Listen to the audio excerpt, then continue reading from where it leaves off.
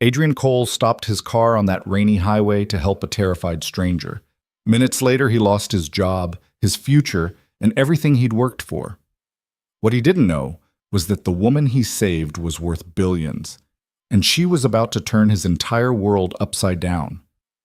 This is the story of a man who gave everything expecting nothing, and discovered that sometimes the greatest rewards come from the moments that cost us the most.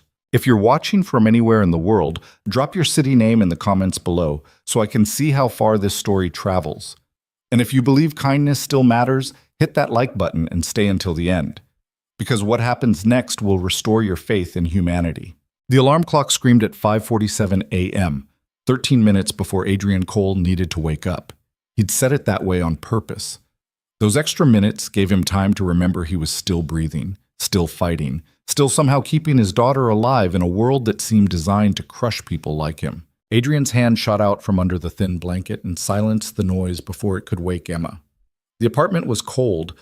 It was always cold in October, and the landlord had made it clear that complaints about the heating would be noted and ignored.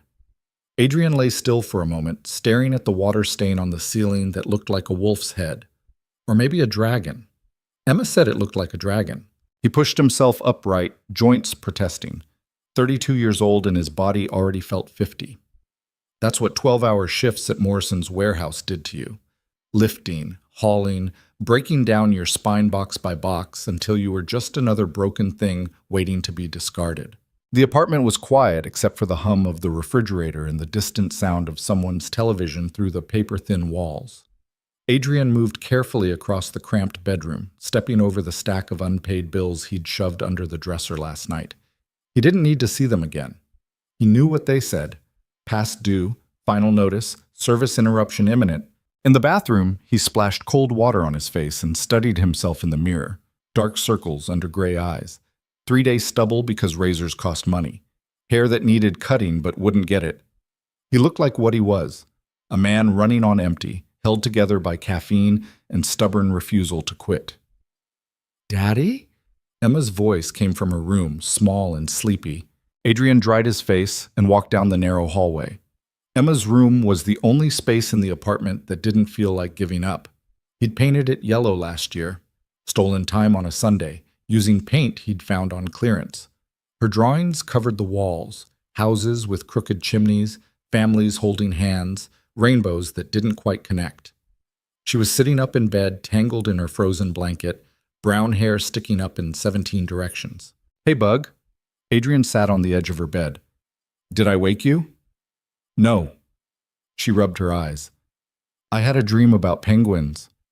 "Good penguins or bad penguins?" "Good ones. They were dancing."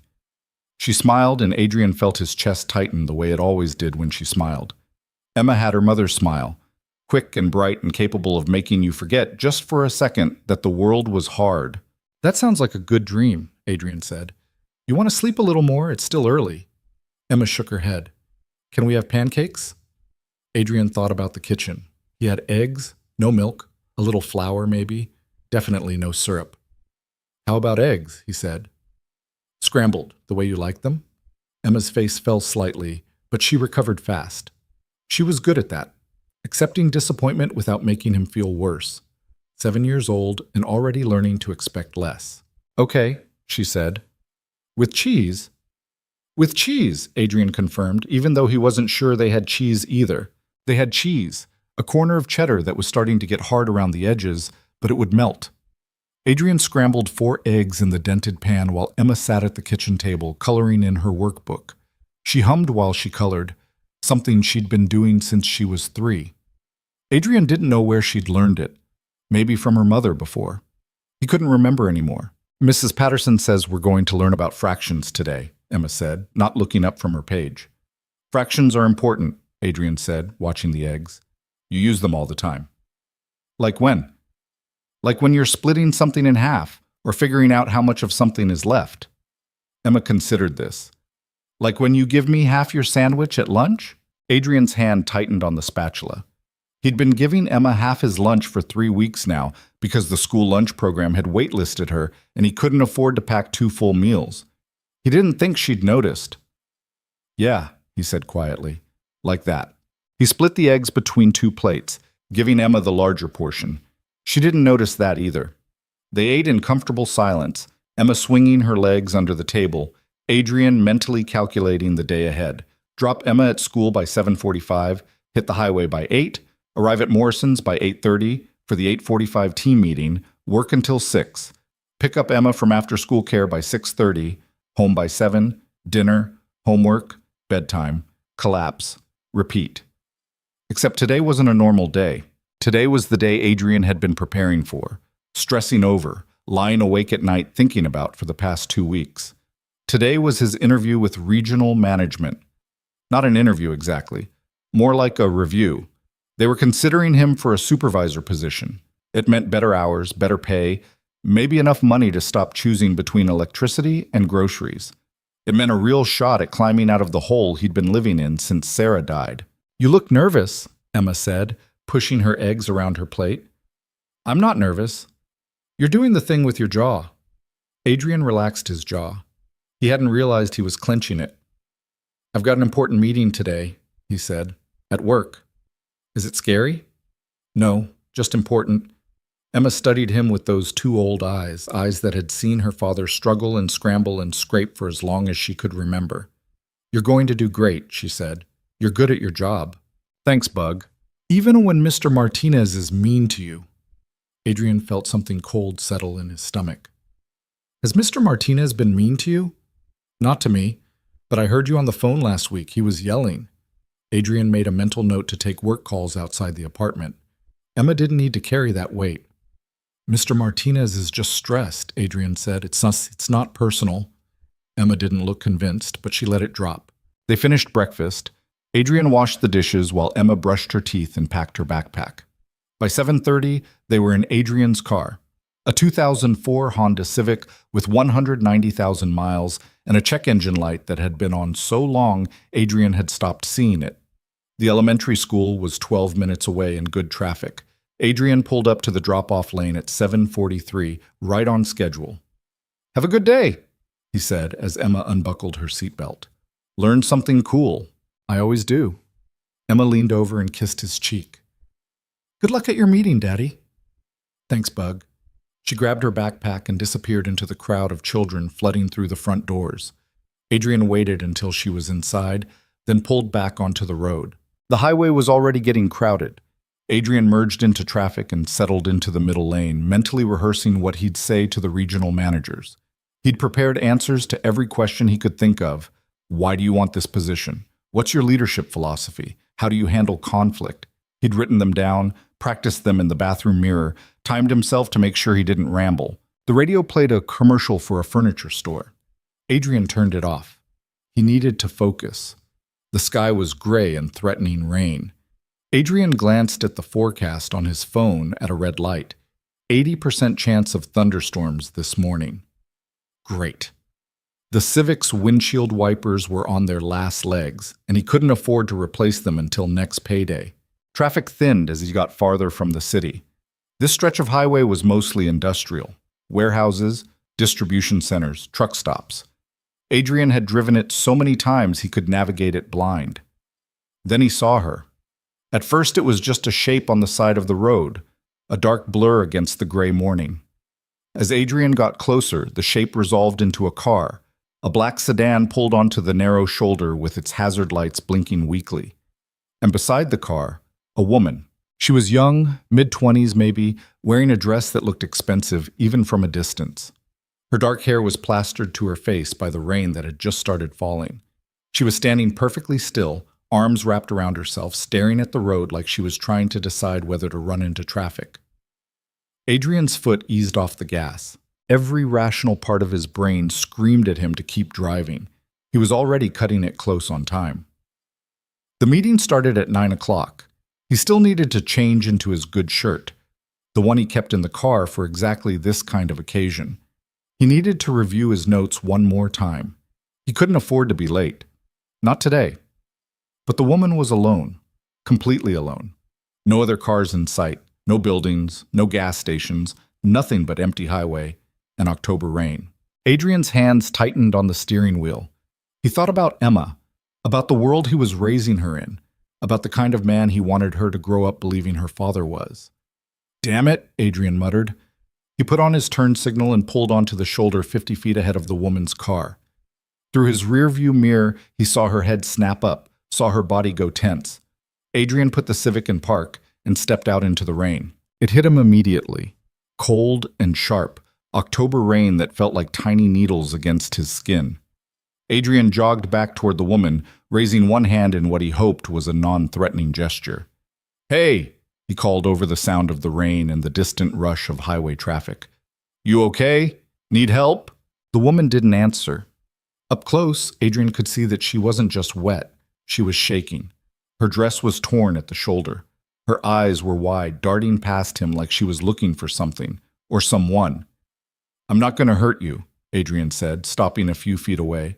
"I just want to help. Is your car broken down?" The woman's gaze finally focused on him.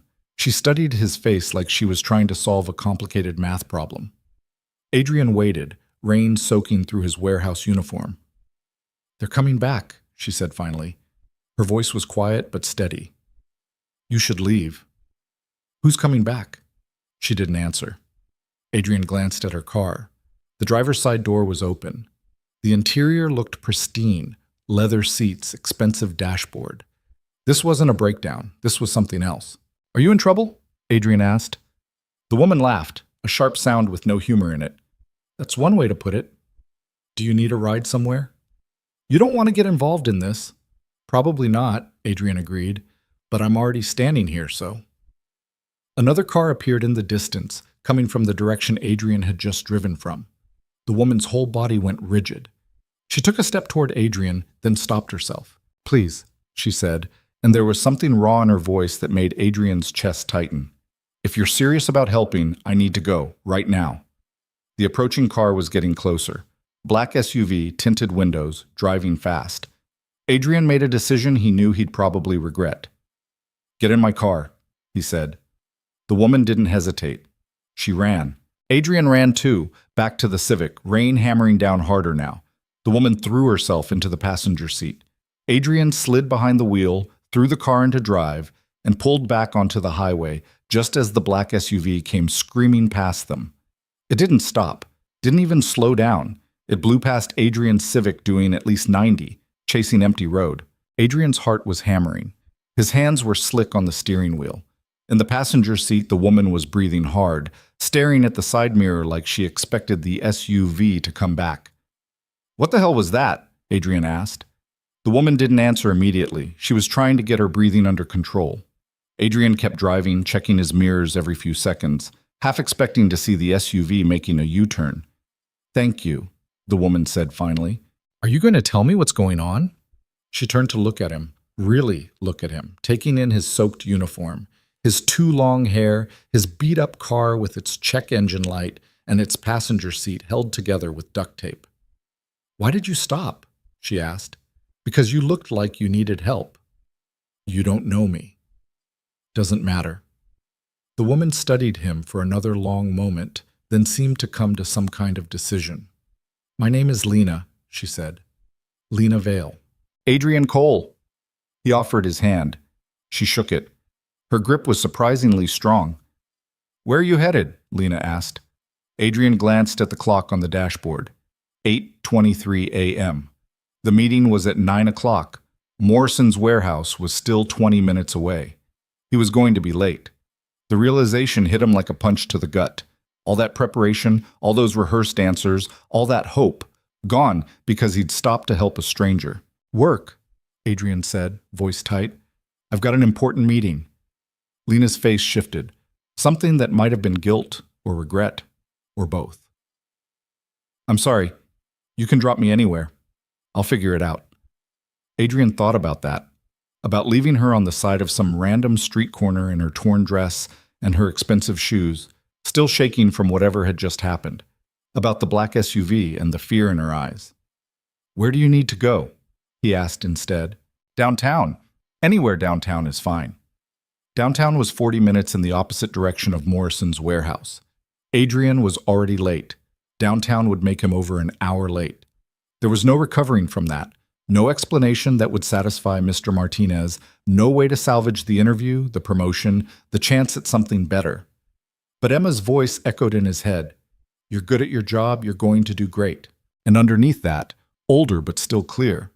What kind of man do you want her to believe you are? Downtown it is, Adrian said, and turned the Civic toward the city. Lena Vale didn't say anything for the first 15 minutes of the drive. She sat very still, hands folded in her lap, watching the rain streak across the windshield. Adrian focused on driving, on navigating morning traffic that was getting thicker the closer they got to the city. His phone rang. Morrison's warehouse, the caller ID said. Adrian declined the call. It rang again 30 seconds later. Same number. He declined it again. You should answer, Lena said quietly. It's fine. It's not fine. You're missing something important because of me. Adrian didn't answer. What could he say? Yes, I'm throwing away my one shot at getting out of poverty to drive a stranger into the city? It sounded insane even in his own head. The phone stopped ringing. I can pay you, Lena said. Adrian shot her a look. I'm not asking for money. I know, but you're sacrificing something for me. I want to make it right. You can make it right by telling me what you're running from. Lena was quiet for a moment, then, my family. Adrian waited.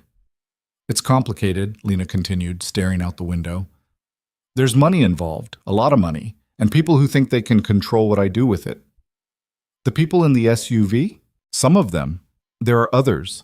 She turned to face him. You really don't recognize me, do you? Adrian frowned. Should I?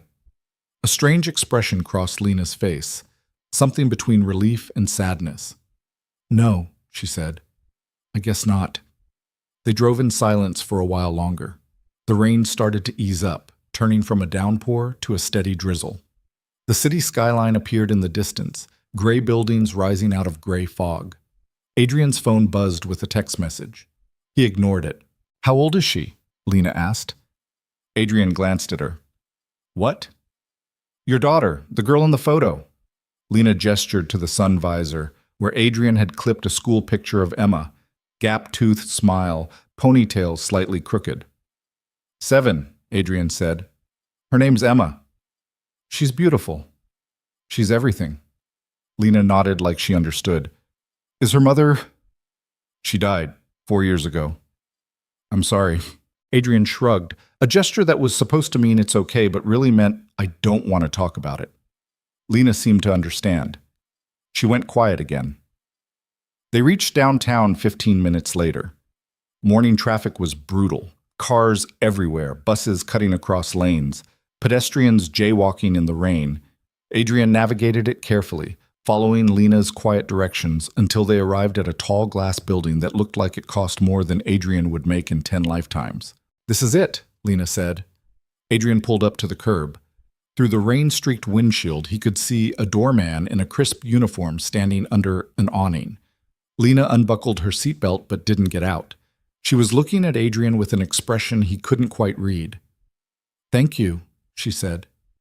Really, you didn't have to do this. Yeah, I did. Why?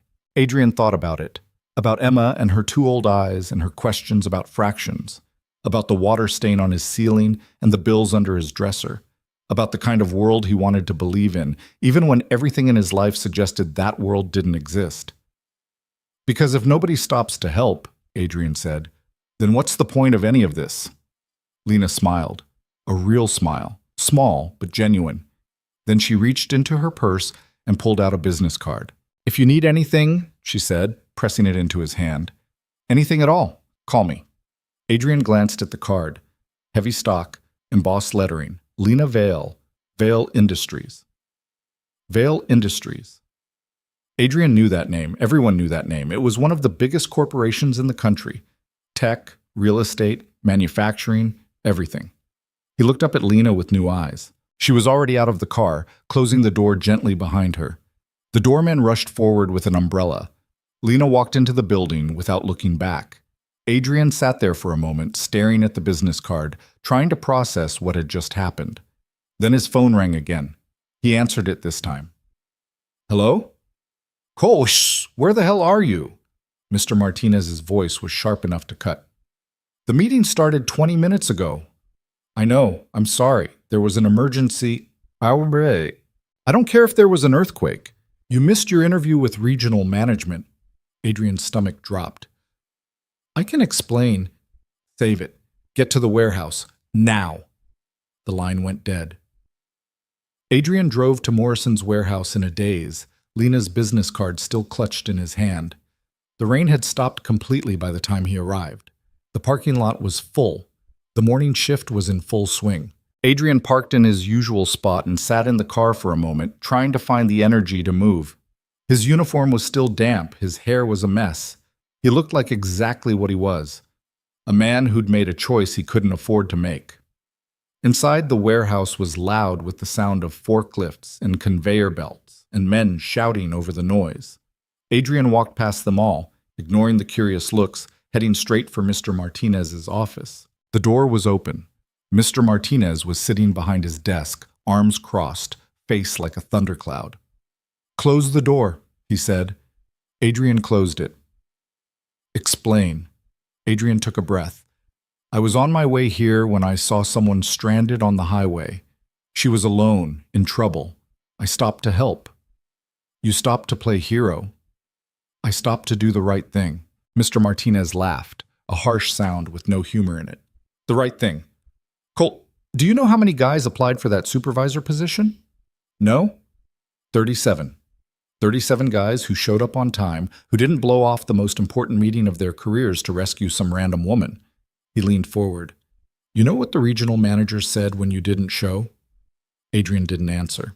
"They said you're unreliable, unprofessional, not leadership material." Mr. Martinez shook his head. "I went to bat for you, Cole. I told them you were solid, and you made me look like an idiot. I'm sorry." "You're sorry." Mr. Martinez stood up. "You're fired, Cole." The words hung in the air like smoke. "What?" Adrian's voice came out smaller than he intended. "You heard me. Clean out your locker. You've got 30 minutes. "Mr. Martinez, please." 30 minutes, Cole. Then I'm calling security." Adrian stood there, frozen, watching his life collapse in real time. No job meant no paycheck. No paycheck meant no rent, no food, no after-school care for Emma. No way to dig himself out of the hole he was already drowning in. "I have a daughter," Adrian said quietly. "Should have thought about that before you played Good Samaritan." Mr. Martinez sat back down and turned to his computer, dismissing Adrian without another word. Adrian walked out of the office on autopilot.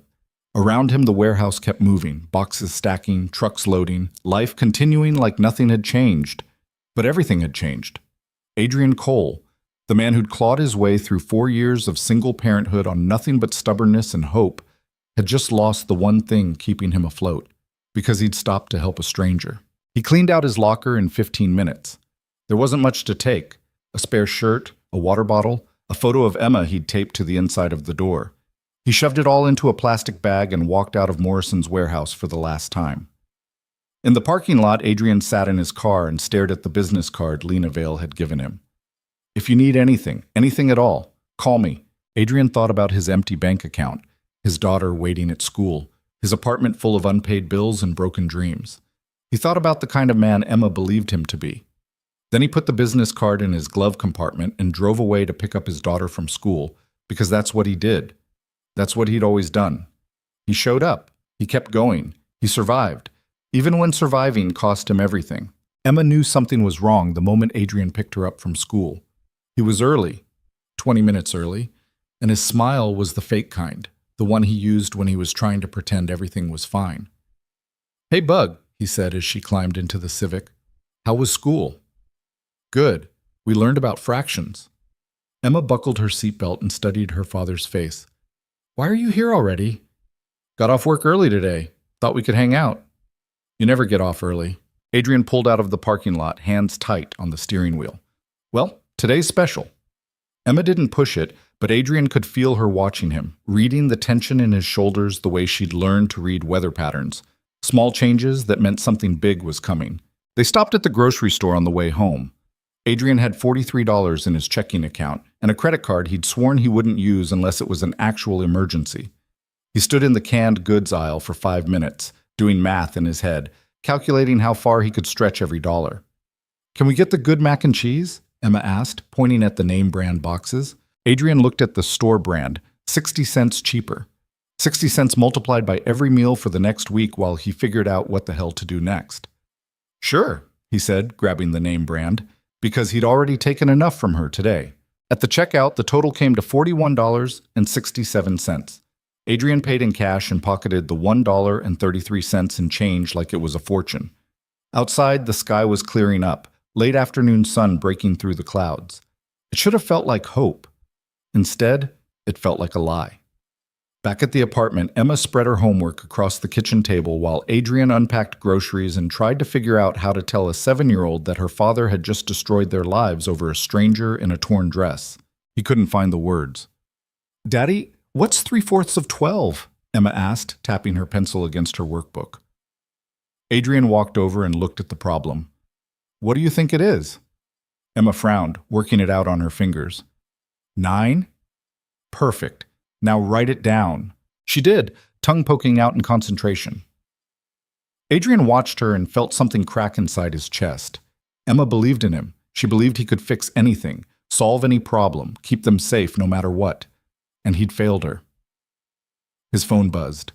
Text message from an unknown number. "This is Lena Vale. I hope you made it to your meeting okay. Thank you again for everything." Adrian stared at the message, the polite distance of it, the careful gratitude. She had no idea what helping her had cost him. He deleted the message without responding.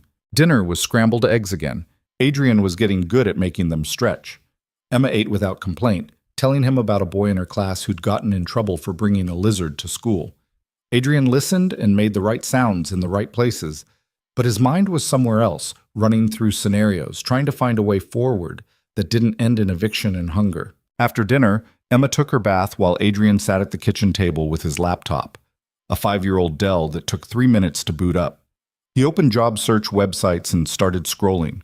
Warehouse positions, loading dock work, overnight security shifts. Everything paid the same or less than Morrison's, and most required references he didn't have anymore. "Daddy, I'm done," Emma called from the bathroom. Adrian helped her into her pajamas. Minnie Mouse, getting too small but still her favorite. They read 2 chapters of Charlotte's Web together on her bed. Emma curled against his side, her hair still damp and smelling like cheap strawberry shampoo. "Is Wilbur going to die?" Emma asked when Adrian closed the book. "I don't know, Bug. We'll have to keep reading to find out." "I don't want him to die." "Me neither." Emma was quiet for a moment, then, "Daddy, are you sad?" Adrian's throat tightened. "Why would you think I'm sad?" "You have the look." "What look?" "The one you get when you're worried about money." Adrian closed his eyes. 7 years old, and she could read him like a book. "I'm fine, Emma, I promise." "You always say that." "Because it's always true." Emma didn't look convinced, but she let it drop. Adrian tucked her in, kissed her forehead, turned on her nightlight, a cheap plastic thing shaped like a star. "Love you, Bug." "Love you more." "Not possible." Emma giggled, and the sound was enough to keep Adrian breathing for another few hours. He left her door cracked open and went back to the kitchen. The laptop was still glowing, job listings still waiting. Adrian applied to 7 positions before his eyes started to blur. Then he opened his banking app and stared at the numbers until they stopped making sense. Checking account, $1.33. Savings account, $47.89. Credit card available balance, $380. Rent was due in 6 days, $950, not including late fees. Adrian did the math 3 different ways, but it always came out the same. He was short. Even if he sold everything he owned, he'd still be short. His phone buzzed again. Another text from the unknown number. "I realize I didn't ask if you lost anything important by helping me today. If there's anything I can do to help, please let me know." Adrian stared at the message for a long time. His pride told him to delete it. His fear told him to respond. His exhaustion told him he didn't have the energy for either. He put the phone face down on the table and opened a beer, the last one in his fridge, warm because the refrigerator was dying. It tasted like defeat. The next 3 days passed in a blur of rejection emails and mounting panic. Adrian applied to 42 jobs. He got 3 callbacks, 2 interviews, and 0 offers.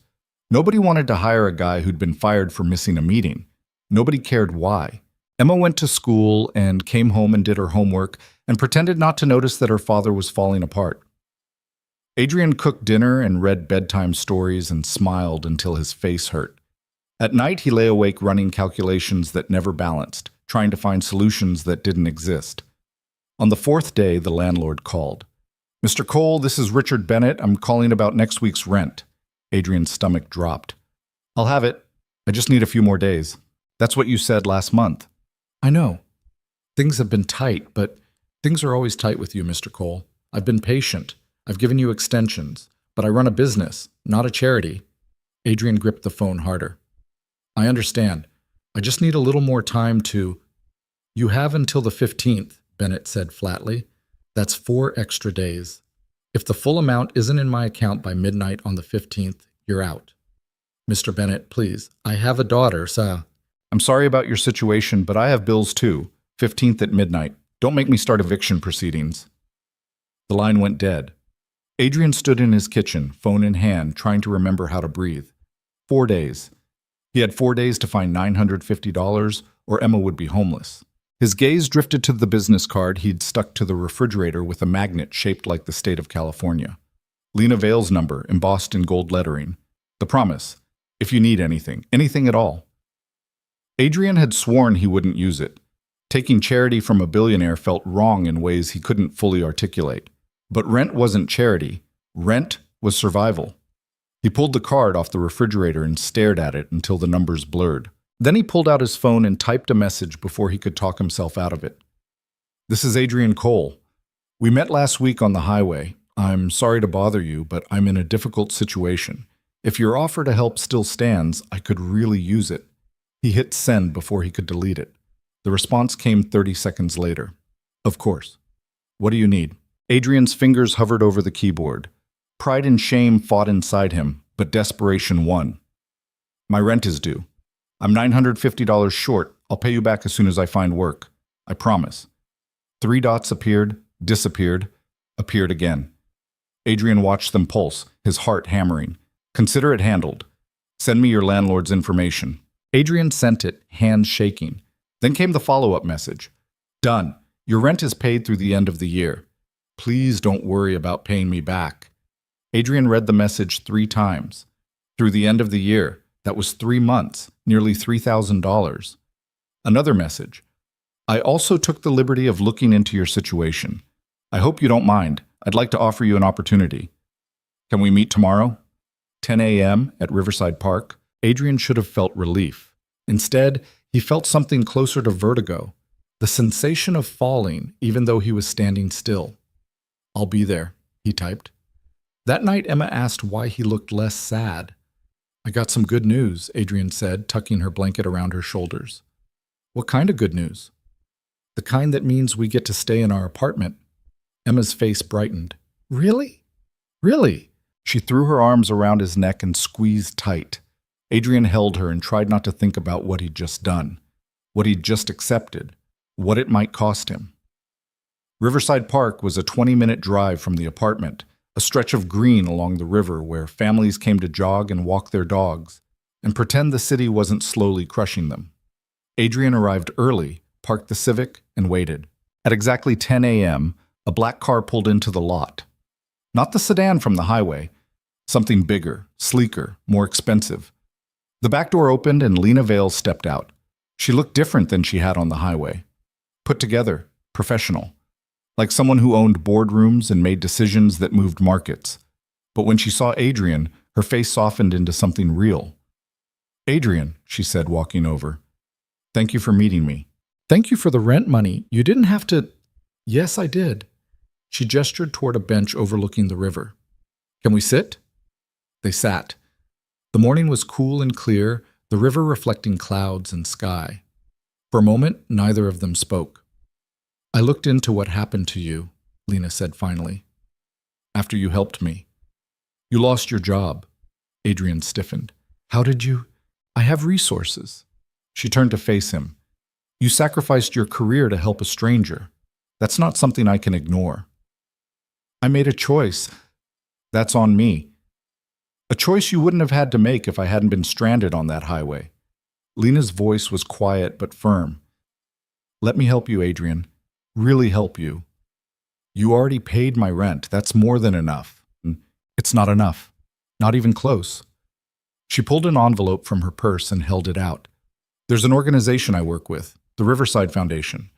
They help struggling families rebuild their lives, job placement, education programs, community support.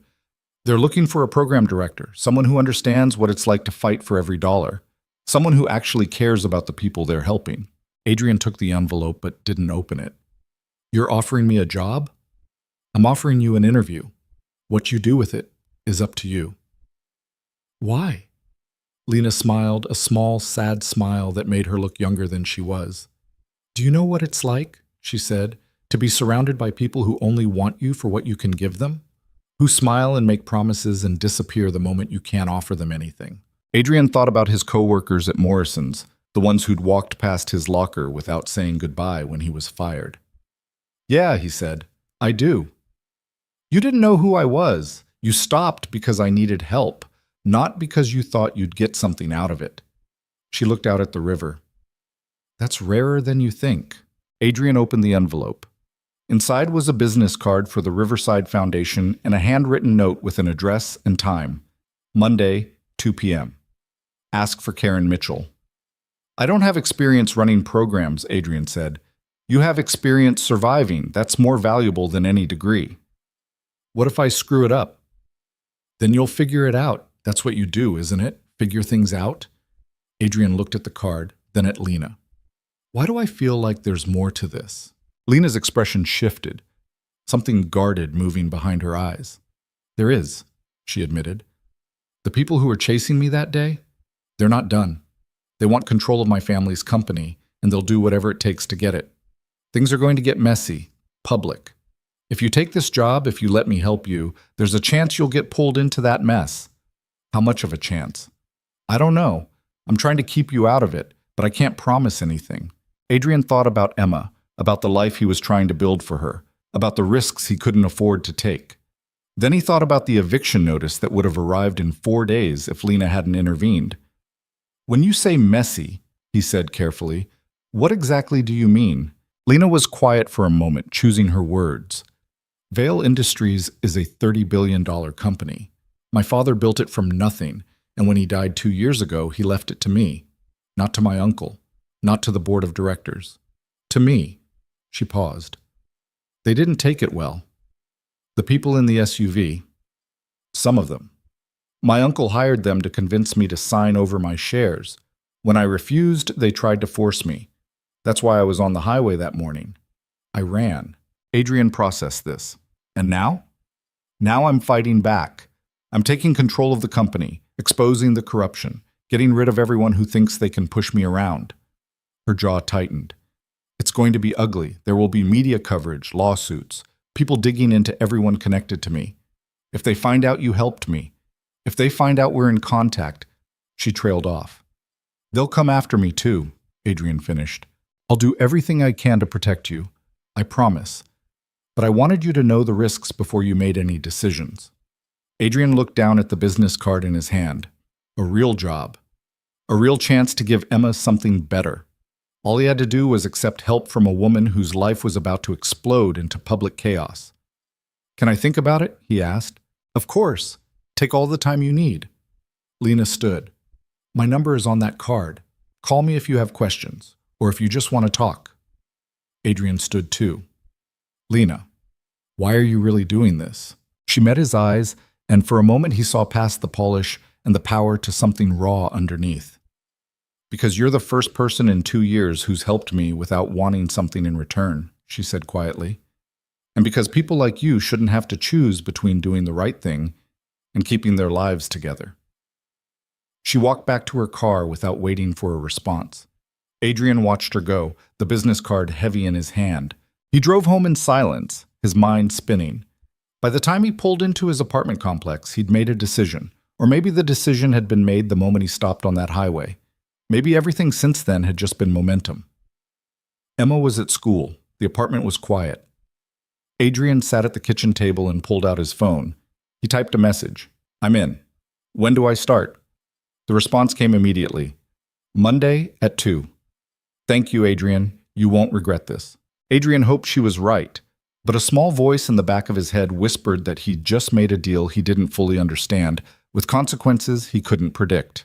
He spent the rest of the week preparing, researching the Riverside Foundation, learning about their programs, trying to understand what a program director actually did. The foundation worked with low-income families, helping them access job training, childcare assistance, emergency housing, the kind of services Adrian had needed and couldn't find when Sarah died and everything fell apart. On Sunday night, he tried on his one good shirt, the same one he'd planned to wear to the Morrisons' interview. It still fit, barely. He ironed it carefully, set it out with his least worn jeans, polished his only pair of dress shoes. Emma watched from the doorway. You look nice, Daddy. Thanks, Bug. Is this for your new job? It's for an interview. If they like me, then it becomes a job. They'll like you. Emma said it with total certainty, like it was a fact of nature. Adrian wanted to believe her. Monday came too fast. Adrian dropped Emma at school, drove across town to the address on the card, and found himself standing in front of a modest brick building with a hand-painted sign, Riverside Foundation, Building Better Futures. Inside, the reception area was warm and cluttered in a way that felt lived in rather than messy. Photos of families covered one wall. A kid's drawing of a house hung next to a college acceptance letter. This wasn't corporate. This was real. Can I help you? The receptionist was a middle-aged woman with kind eyes and reading glasses on a chain. I'm Adrian Cole. I have a 2 o'clock with Karen Mitchell. Oh, perfect. She's expecting you. Go ahead and have a seat. I'll let her know you're here. Adrian sat in a worn armchair and tried to calm his racing heart. This was different from Morrison's. Different from every warehouse interview he'd ever had. This mattered in a way he couldn't fully explain. Adrian Cole? He looked up. The woman standing in front of him was tall, black, maybe 50, with natural hair and a smile that reached her eyes. She offered her hand. I'm Karen Mitchell. Thanks for coming in. Her handshake was firm. Adrian followed her down a hallway lined with more photos, more drawings, more evidence of lives changed. Karen's office was small but comfortable.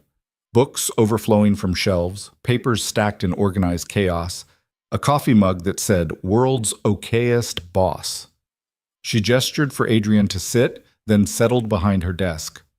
So, she said, Lena tells me you're interested in our program director position. She told me you might have an opening. Karen smiled. Lena has a way of making things happen, but I want to be clear. This isn't charity. We need someone who can actually do the work, someone who understands what our families are going through because they've been there themselves. I've been there, Adrian said quietly. Tell me about it. So Adrian did. He talked about Sarah's death, about raising Emma alone, about the warehouse jobs and the unpaid bills, and the constant fear of losing everything. He talked about the small victories, Emma's good grades, the months he managed to pay rent on time, the way they'd learned to make each other laugh even when things were falling apart. Karen listened without interrupting, her expression thoughtful.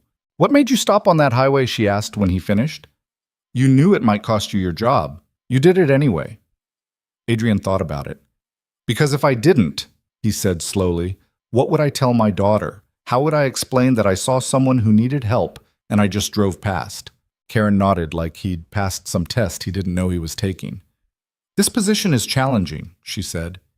You'd be coordinating services for about 40 families at any given time, making sure they get connected to the right resources, following up on their progress, advocating for them when systems fail. It's a lot of paperwork, a lot of phone calls, a lot of people depending on you. I understand. The pay is $45,000 a year, health insurance included, 2 weeks vacation. She paused. It's not going to make you rich. Adrian almost laughed. $45,000 was more than he'd made at Morrison's. Health insurance meant Emma could see a doctor when she got sick instead of him trying to diagnose her with Google. That works for me, he said. You'd start next Monday. First week is training, shadowing our current director before she goes on maternity leave. Karen leaned back in her chair. I'll be honest with you, Adrian. Lena spoke very highly of you, but I don't hire people just because a board member recommends them. I'm offering you this job because I think you'll be good at it. Because I think you'll understand our families in a way someone with a social work degree might not. Board member? Adrian repeated. Karen raised an eyebrow. Lena didn't tell you. She's on our board of directors. Has been for 3 years. She's one of our biggest donors. Of course she was. Adrian didn't know why he was surprised. So, Karen said, do you want the job? Adrian thought about Emma, about the apartment they'd get to keep, about health insurance and paid vacation, and a future that didn't involve choosing between rent and groceries. Yes, he said. Yes, I want the job. Karen smiled and stood, offering her hand again. Welcome to Riverside Foundation, Adrian. I think you're going to do great things here. Adrian shook her hand and tried to believe her. He called Lena on the drive home, hands-free, because he couldn't afford a ticket. I got it, he said when she answered. I start Monday. I knew you would. She sounded genuinely happy. Congratulations, Adrian. Thank you for everything. I mean it. You earned it. Karen doesn't hire people out of charity. If she offered you the position, it's because she thinks you're the right person for it. Adrian wanted to believe that too. She said you're on the board. Did she? Well, yes. I believe in what they do. Is there anything else you want to tell me? Any other surprises I should know about? Lena was quiet for a moment. Nothing you need to worry about right now. Focus on your new job. Build something good. That's what matters. They said goodbye and Adrian drove the rest of the way home with something he hadn't felt in years. Hope. Real hope. Not the desperate kind that kept you moving, but the kind that made you think maybe things could actually get better. He picked up Emma from school and took her to the park, the cheap one with the rusty swings, but it didn't matter. She ran and played and laughed, while Adrian sat on a bench and let himself breathe. Daddy, watch this, Emma yelled from the top of the slide. Adrian watched. Emma slid down with her arms in the air, fearless and bright. When she reached the bottom, she ran over to him, cheeks flushed. Did you see? I saw. That was awesome. Emma climbed onto the bench beside him, catching her breath. You look happy. I am happy, Bug. How come? Because I got a new job, a good one. It means things are going to get easier for us. Emma's face lit up. Can we get the good mac and cheese every time now? Adrian laughed, really laughed, for the first time in weeks. Yeah, Bug, we can get the good mac and cheese. Emma hugged him tight, and Adrian held on, hoping he could keep the promise he'd just made. Hoping the job was real, the future was possible, and that stopping on that rainy highway had been the beginning of something good instead of the start of something he couldn't control. Adrian's first day at the Riverside Foundation started with a broken coffee maker and a filing system that made no sense. The outgoing program director, Maria Santos, was 8 months pregnant and exhausted in a way that went beyond physical. Okay, so these are the active case files, Maria said, gesturing to 3 bankers' boxes stacked against the wall. Green tabs are families in job training, yellow tabs are housing assistance, red tabs are crisis intervention. Adrian looked at the boxes. There had to be at least 100 files in there. And I'm managing all of these? You and 2 caseworkers. Jenny handles the East Side families, Marcus takes West Side. You coordinate everything. Make sure people aren't falling through the cracks. Maria sat down heavily in her desk chair. It sounds overwhelming because it is overwhelming, but you get used to it. What happens if I can't? Maria smiled tiredly. Then you fake it until you figure it out. That's what I did. Over the next 3 days, Adrian shadowed Maria through a routine that felt less like a job and more like controlled chaos. Phone calls from families who'd missed appointments, follow-ups with caseworkers who were stretched too thin, meetings with city officials who promised resources they never delivered, grant applications, budget spreadsheets, a wait list of 70 families who needed help the foundation couldn't provide yet. How do you sleep at night? Adrian asked on day 3. After a particularly brutal call with a single mother who'd been evicted despite doing everything right. Poorly, Maria said. But then I look at the success stories, the families we did help, the kids who graduated high school because we got them stable housing, the parents who found good jobs because we connected them with training programs. She pulled a photo off her desk, a teenage boy in a cap and gown. This is Marcus. Not our Marcus, different Marcus. When his family came to us 4 years ago, they were living in their car. Last month, he got accepted to state on a full scholarship. Adrian studied the photo. The kid was beaming, diploma in hand, his parents on either side looking proud enough to burst. That's because of you? Adrian asked. That's because his mom worked her ass off and refused to give up. We just gave her the tools she needed. Maria put the photo back. That's what this job is, Adrian. We're not saving anyone. We're just making it possible for them to save themselves. By Friday, Maria was done training him and ready to start her maternity leave. Karen called Adrian into her office for what she called a transition meeting, but felt more like a baptism by fire. You're going to make mistakes, Karen said bluntly. You're going to miss things, forget to follow up on cases, say the wrong thing to a family in crisis. It happens to everyone. That's not exactly reassuring. It's not supposed to be reassuring, it's supposed to be honest. Karen leaned forward. What I need to know is that when you screw up, you'll own it and fix it. Can you do that? Adrian thought about the warehouse, about Mr. Martinez, about all the times he'd been blamed for things that weren't his fault. Yeah, he said. I can do that. Good. Then get out there and don't overthink it. Adrian spent his first solo week drowning in paperwork and phone calls. He met families who reminded him too much of himself, exhausted parents working 2 jobs and still coming up short, kids who'd learned to expect disappointment, people fighting systems designed to make them fail. He saw versions of his own life reflected back at him in a dozen different faces. On Thursday afternoon, he got a call from a woman named Patricia Rodriguez. Her voice was shaking. They cut off my power, she said. I paid what I could, but it wasn't enough, and now my kids are sitting in the dark and I don't know what to do. Adrian pulled up her file. Single mother, 3 kids, working as a home health aide for $12 an hour. She'd been with the foundation for 2 months, enrolled in a nursing certification program that could triple her income if she could just make it through. How much do you need to get it turned back on? Adrian asked. $340. I have $80. I get paid next Friday, but that's too late. They're saying if I don't pay by tomorrow, they're going to... Her voice broke. I'm sorry. I shouldn't be calling you with this. I know you can't just give me money. Adrian looked at the emergency assistance budget on his screen. The foundation had discretionary funds for exactly this kind of situation, but there were rules, procedures, forms that needed to be filled out and approved. It could take days. Patricia didn't have days. Give me 2 hours, Adrian said. I'm going to figure something out. He spent the next 90 minutes on the phone with the power company, then with Karen, then with the foundation's accountant, navigating policies and permissions until he'd assembled enough emergency funds and utility assistance to cover Patricia's bill. By 4:30, her power was scheduled to be restored that evening. When Adrian called her back with the news, Patricia cried. Thank you, she kept saying. Thank you so much. You don't understand. My daughter has asthma and the nights are getting cold and I was so scared. It's okay, Adrian said quietly. That's what we're here for. After he hung up, Adrian sat at his desk and let out a breath he didn't know he'd been holding. This was different from the warehouse, different from any job he'd ever had.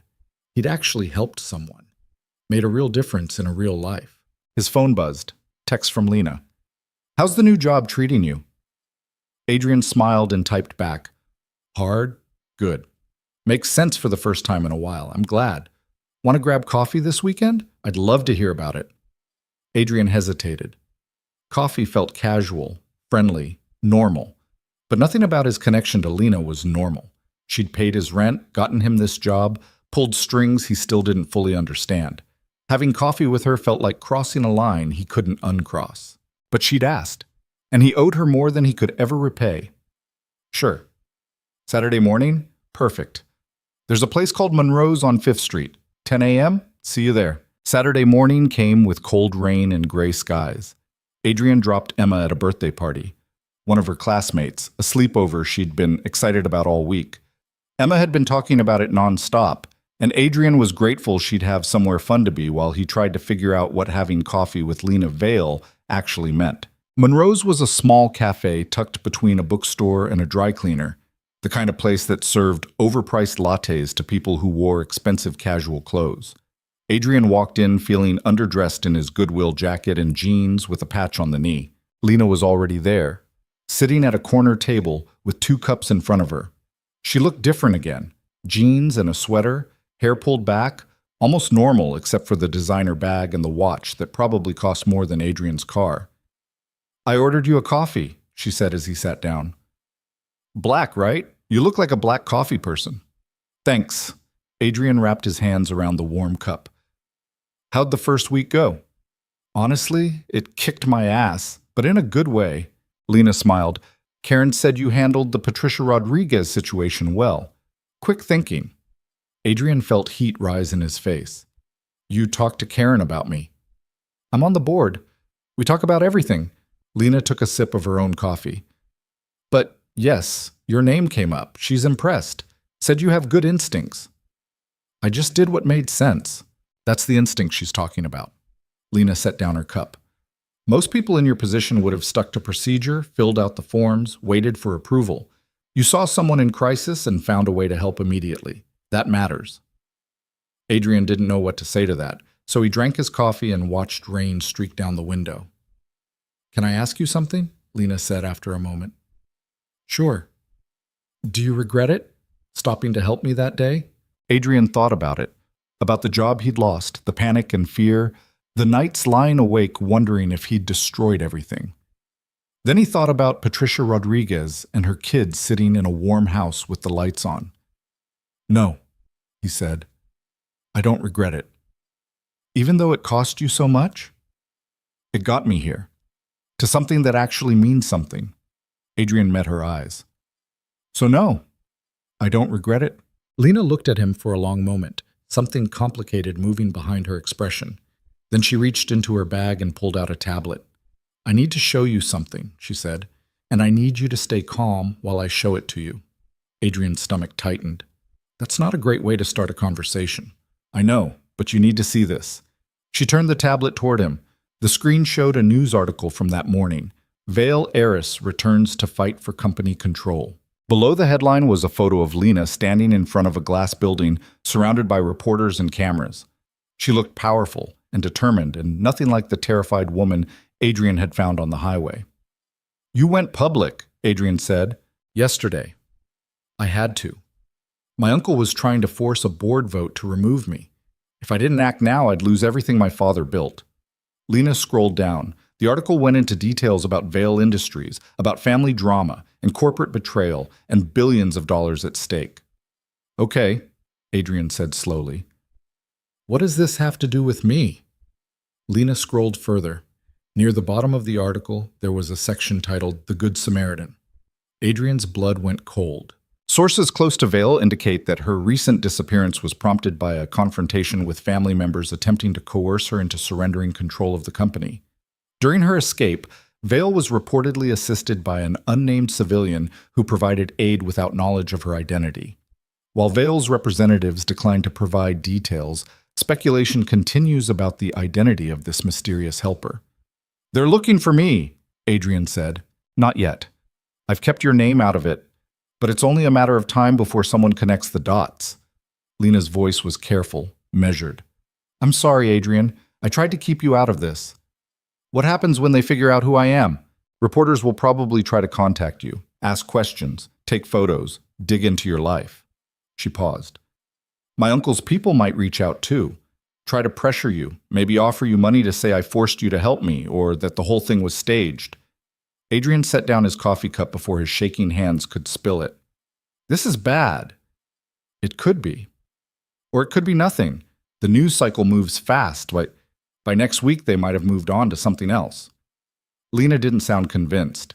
But you don't think they will?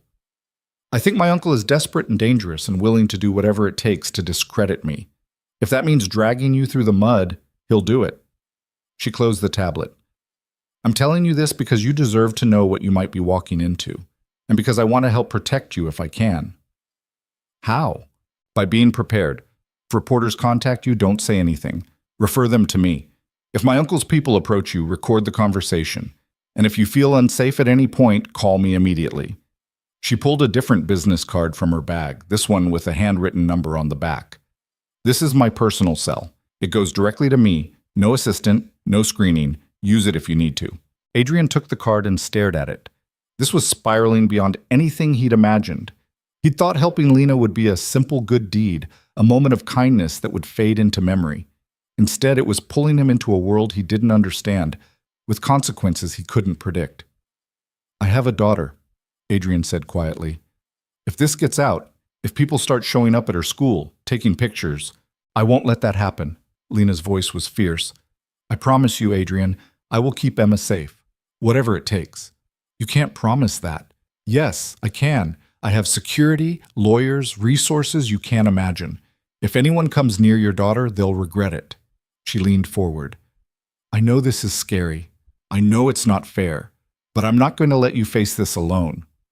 Adrian wanted to believe her, but promises from rich people always sounded good until they didn't. They finished their coffee in tense silence.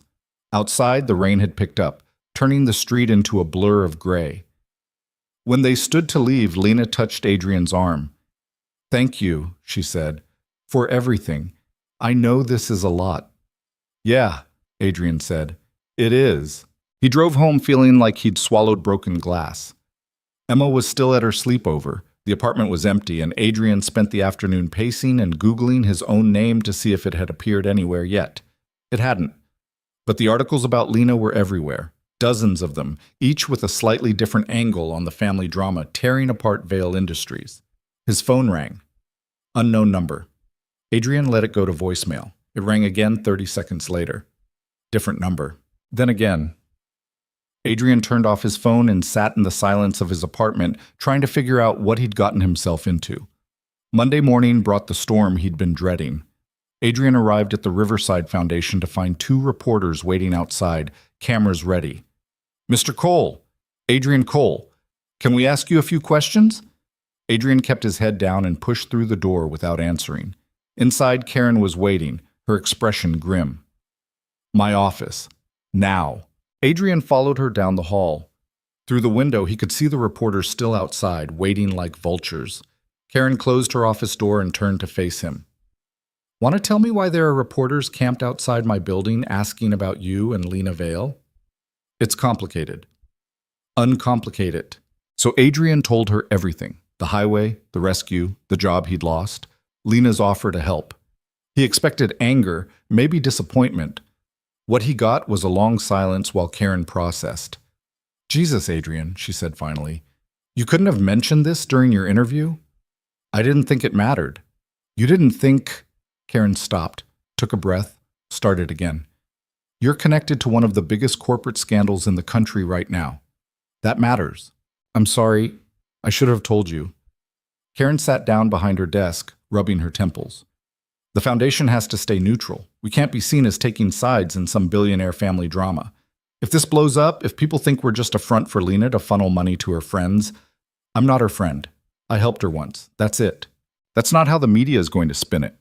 Karen looked at him, and Adrian saw the calculation happening behind her eyes. I need to know right now if there's anything else. Anything that could come back and bite us. There's nothing. I swear. Karen studied him for a long moment, then nodded. Okay, here's what's going to happen.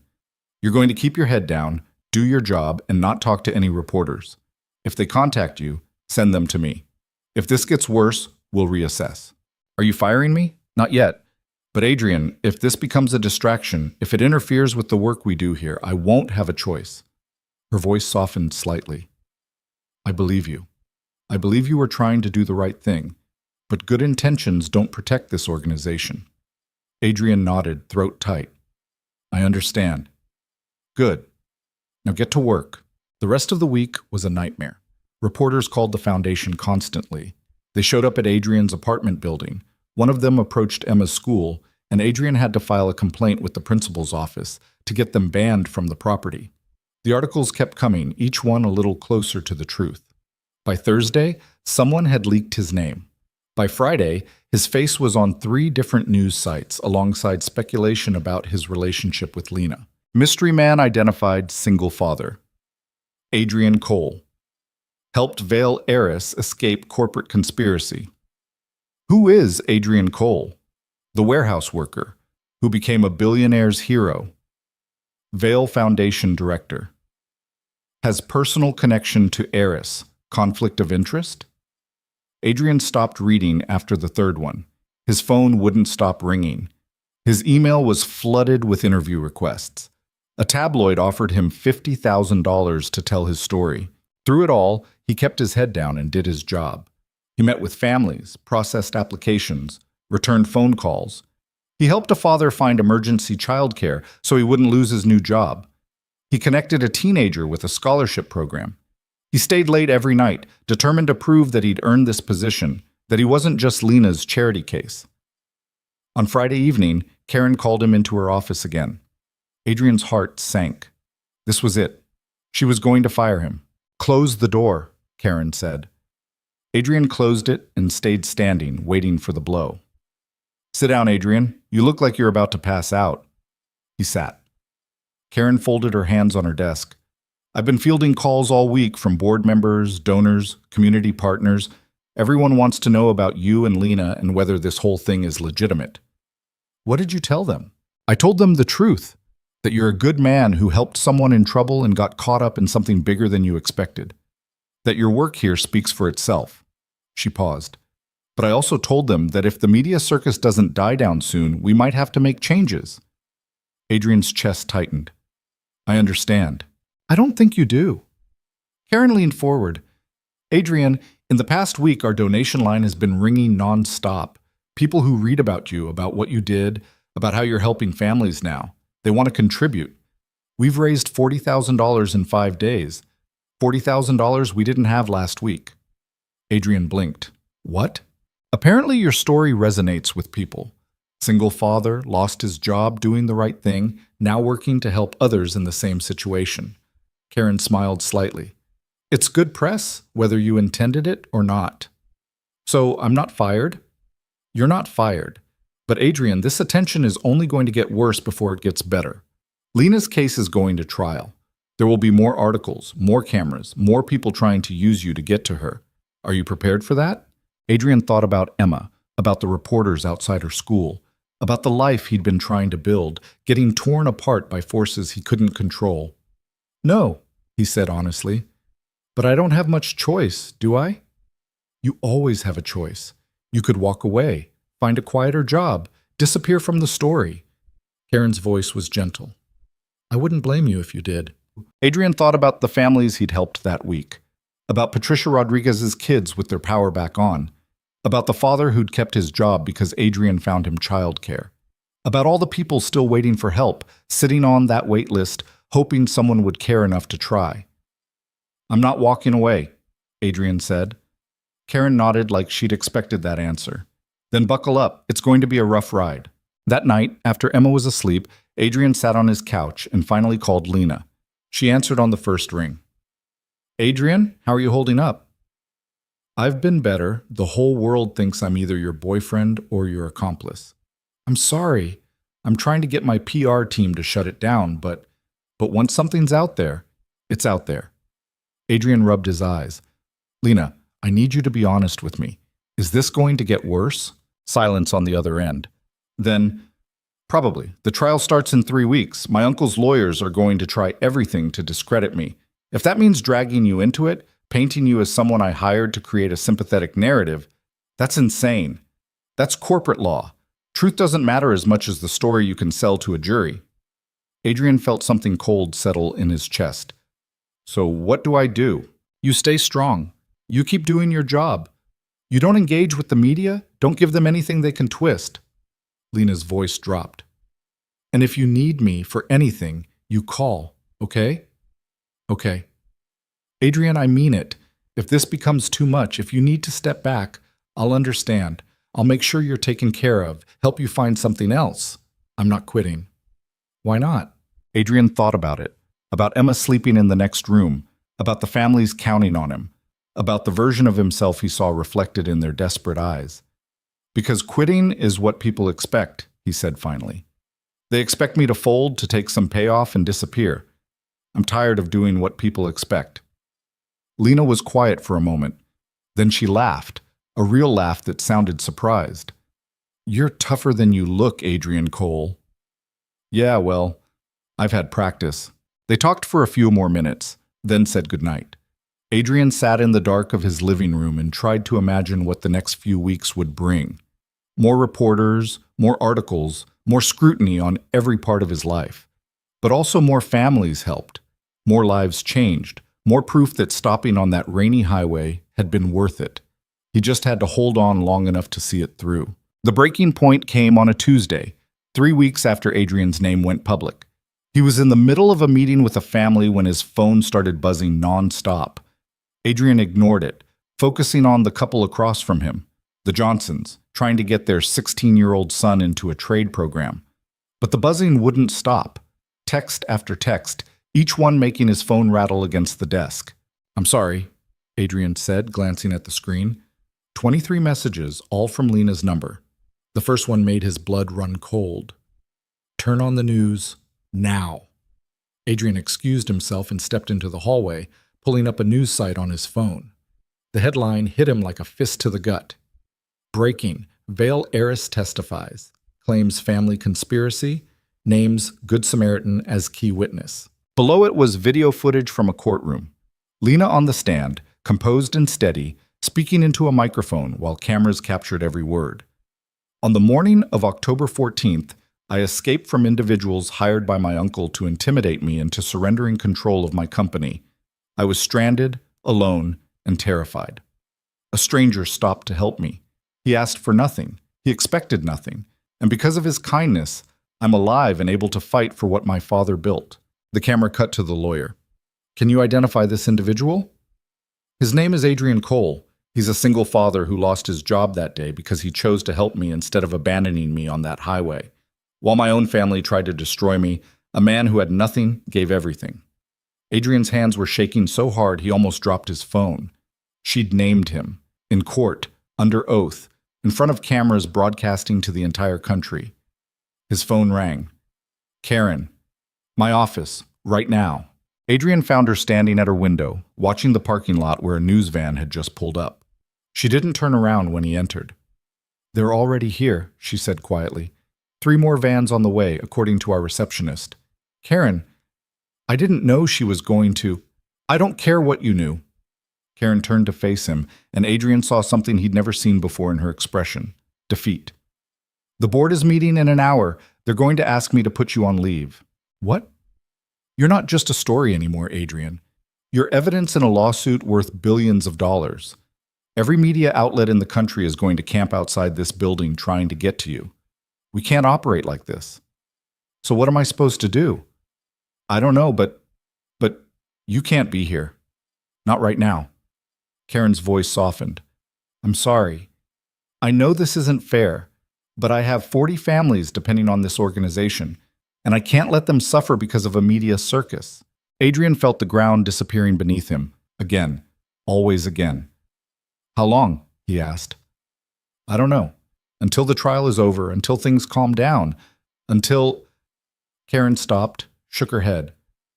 "I'll make sure you get paid. Full salary, benefits continue. You're not fired. You're just on hold." Adrian walked out of her office in a daze.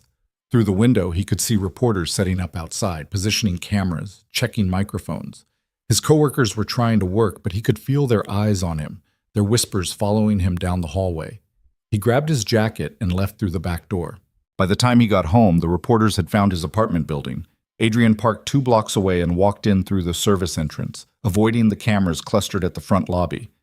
Inside his apartment, he turned on the television. Every news channel was showing the same footage. Lena testifying, Adrian's name in subtitles, analysts debating whether his story was real or manufactured for sympathy. His phone rang again. This time he answered. "Adrian, I'm so sorry." Lena's voice was tight with stress. "My lawyers told me I had to name you. They said it would establish credibility, show the jury what my uncle's people were willing to do. You turned me into evidence. I didn't have a choice. If I wanted to win this case, I had to tell the truth. And the truth is that you saved me. The truth is that I'm unemployed again." Adrian's voice came out harder than he intended. "The truth is that I can't leave my apartment without cameras in my face. The truth is that my daughter is getting questions at school about whether her dad is secretly rich now." Lena was quiet for a moment. "What can I do?" "Nothing. You've done enough. Adrian, please, let me help." "How? You going to make the reporters disappear? You going to give me my normal life back?"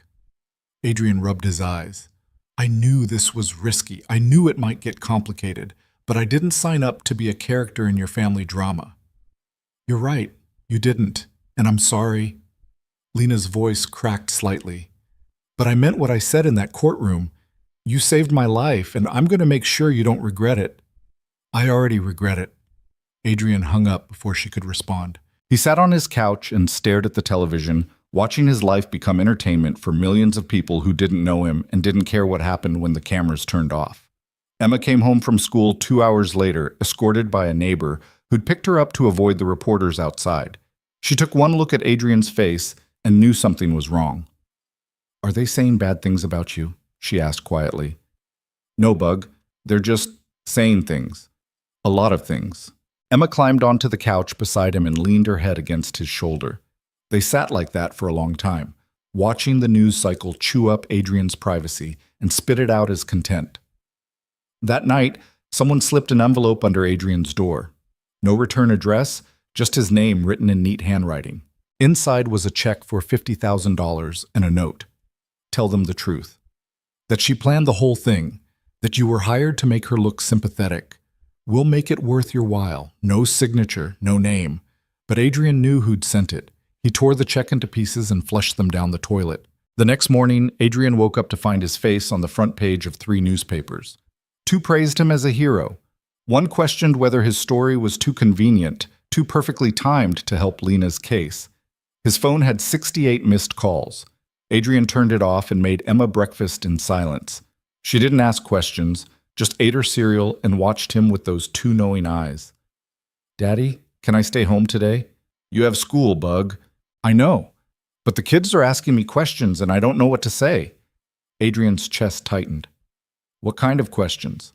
"Like if you're going to be famous now, and if we're going to be rich, and if Miss Lena is your girlfriend." Emma pushed her cereal around in her bowl. "I told them no, but they don't believe me." Adrian pulled out a chair and sat across from her. "Listen to me, Bug. None of this changes who we are. We're the same people we were last month. Same apartment, same life. The only thing that's different is that more people know our names. That's it. But you're not working anymore. That's temporary. I'll figure something out." "You always say that." "Because it's always true." Emma looked at him, and Adrian saw the doubt there, the fear that maybe this time it wouldn't be true. He wanted to promise her it would be okay, wanted to guarantee that he'd fix everything. But he'd learned not to make promises he couldn't keep. "How about this?" Adrian said. "Today you go to school. If it's too much, if the questions get too hard, you call me and I'll come get you. Deal?" Emma considered this, then nodded. "Deal." Adrian dropped her off and watched her disappear into the crowd of children, small and brave, and too young to be carrying this weight. He drove back to his apartment and sat in the parking lot, trying to figure out what to do with a day that suddenly had no structure, no purpose, no anchor. The foundation didn't need him. Lena had used him. The world had an opinion about him, but no actual interest in who he was. His phone buzzed. He'd turned it back on out of habit. Unknown number, but Adrian answered anyway. "Mr. Cole? This is David Chen from Channel 7 News. I'd love to get your perspective on..." Adrian hung up. It rang again immediately. Different number, same pitch, and again, and again. By noon, Adrian had blocked 17 numbers and stopped answering entirely. He spent the afternoon applying for jobs he knew he wouldn't get, watching his savings account dwindle, trying to plan for a future that felt further away every time he looked at it. His phone buzzed with a text. Not from a reporter this time. From Marcus, the caseworker at the foundation. "Hey man, heard about the leave. Just wanted to say we miss you. The families have been asking when you're coming back. You made a difference here.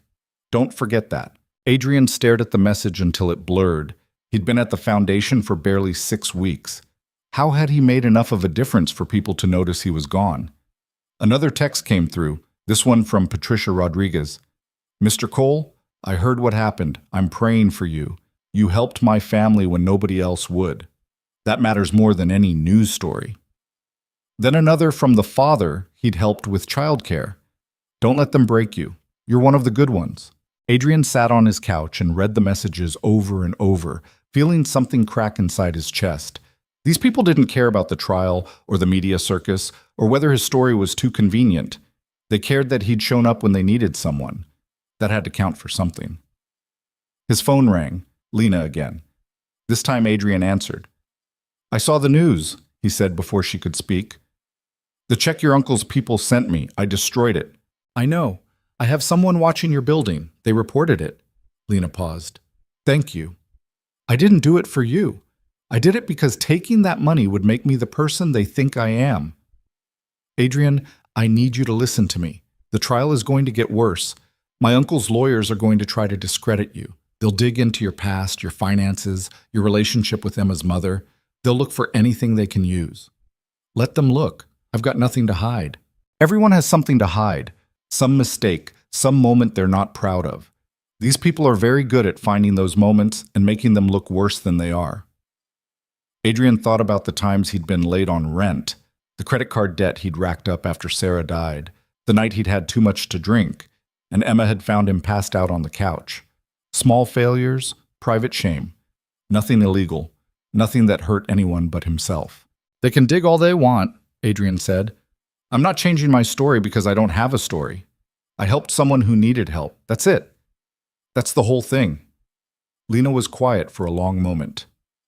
You're a better person than most people I know. I'm just stubborn. It's more than that. Her voice softened.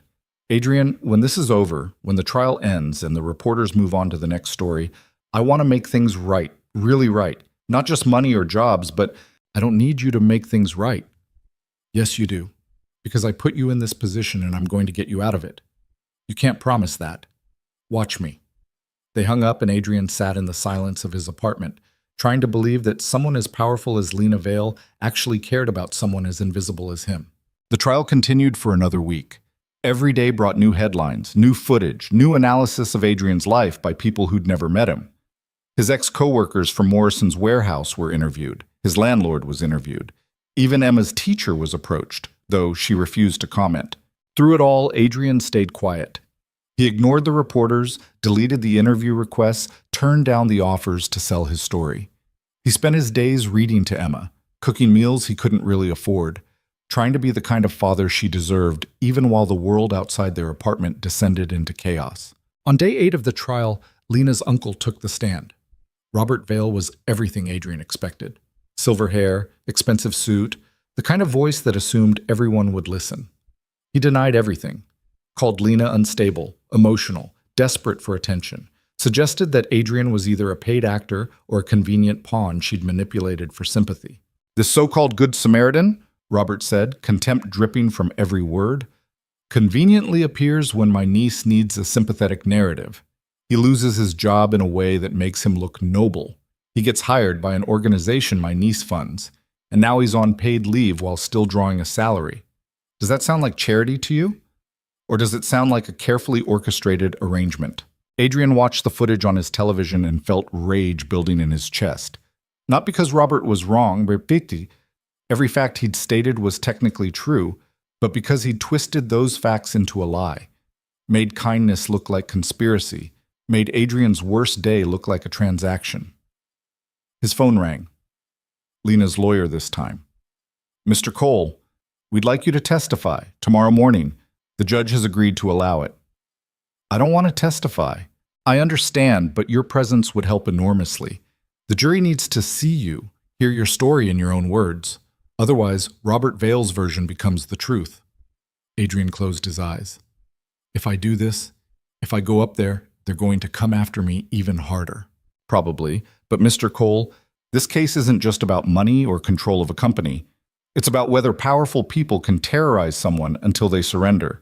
Your testimony shows that Lena was genuinely in danger that morning, that what happened to you was real, not manufactured.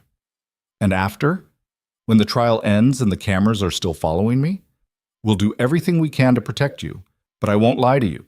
Testifying will make you more visible, not less. Adrian thought about Patricia Rodriguez and her kids sitting in the dark, about Marcus's text, about all the families on the Foundation's wait list who needed someone to fight for them the way he'd fought to survive. What time tomorrow? He asked. The courtroom was smaller than it looked on television.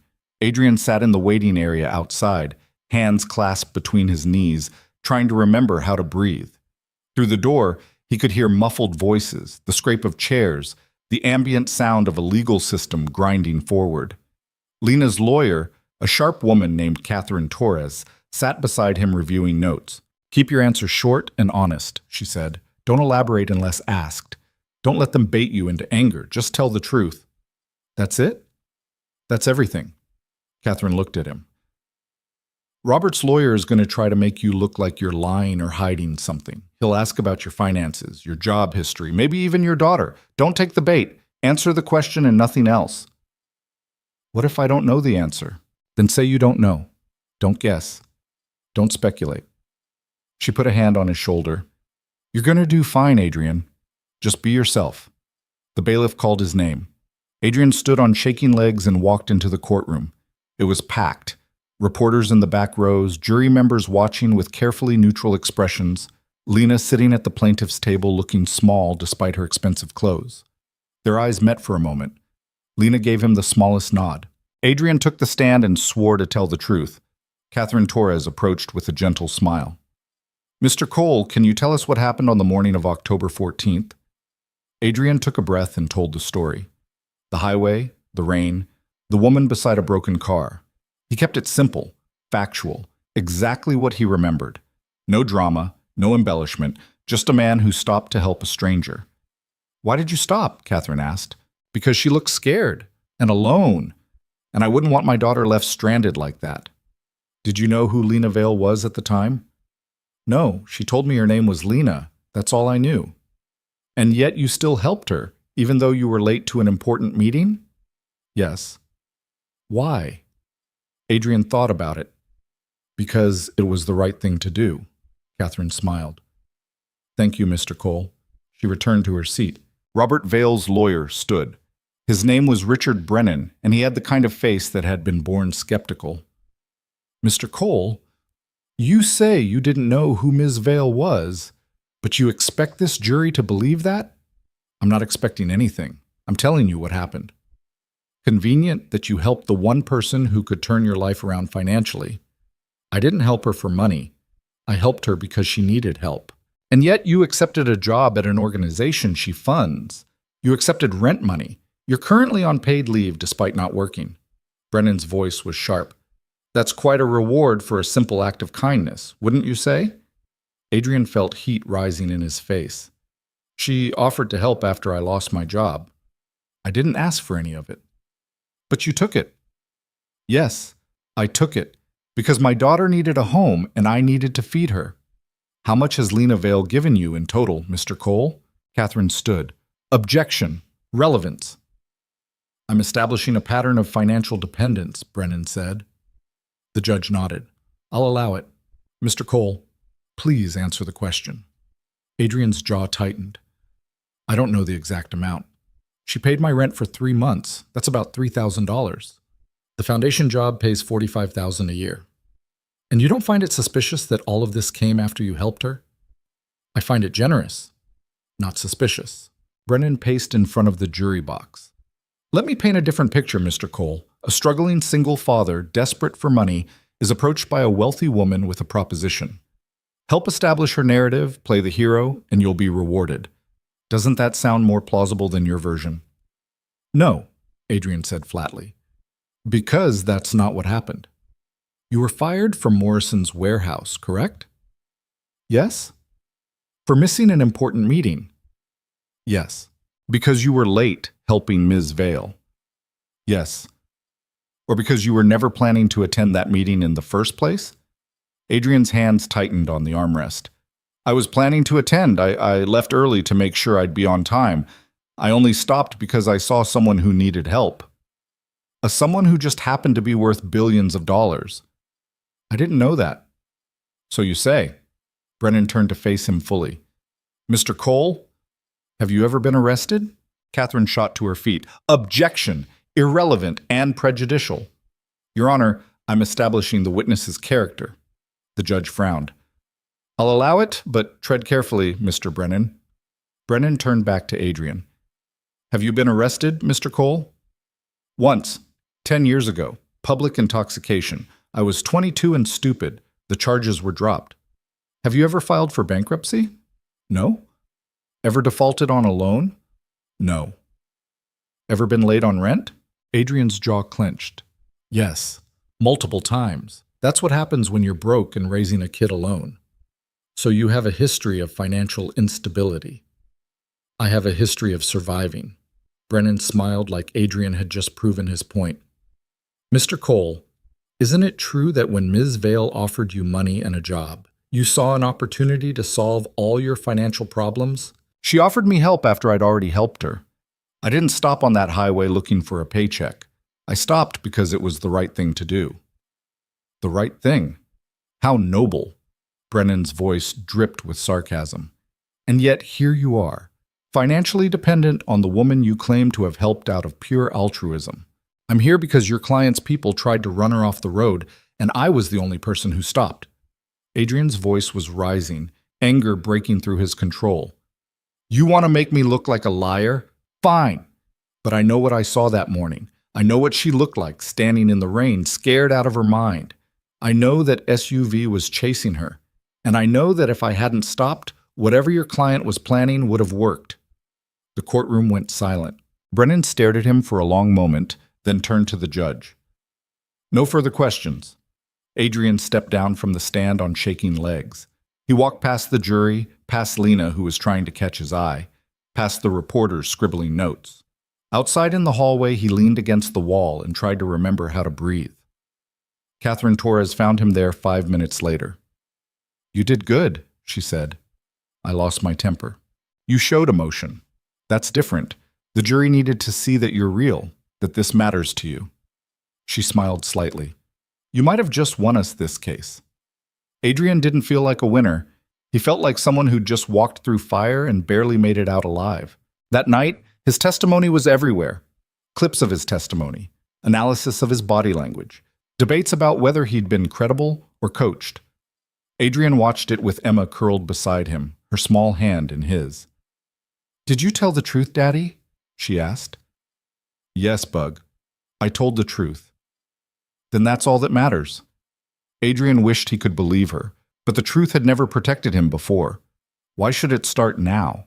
The jury deliberated for 6 hours. Adrian spent those 6 hours at home, pacing his apartment while Emma did homework at the kitchen table. Every few minutes, his phone would buzz with updates from Catherine Torres or messages from people he barely knew offering support or criticism in equal measure. At 4:17 p.m., the call came. They've reached a verdict, Catherine said. Can you get to the courthouse? Adrian looked at Emma, who was watching him with wide eyes. I have my daughter. Bring her. Lena wants you there, both of you. 20 minutes later, Adrian and Emma were pushing through a crowd of reporters outside the courthouse. Someone shoved a microphone in his face. Someone else shouted a question he didn't hear.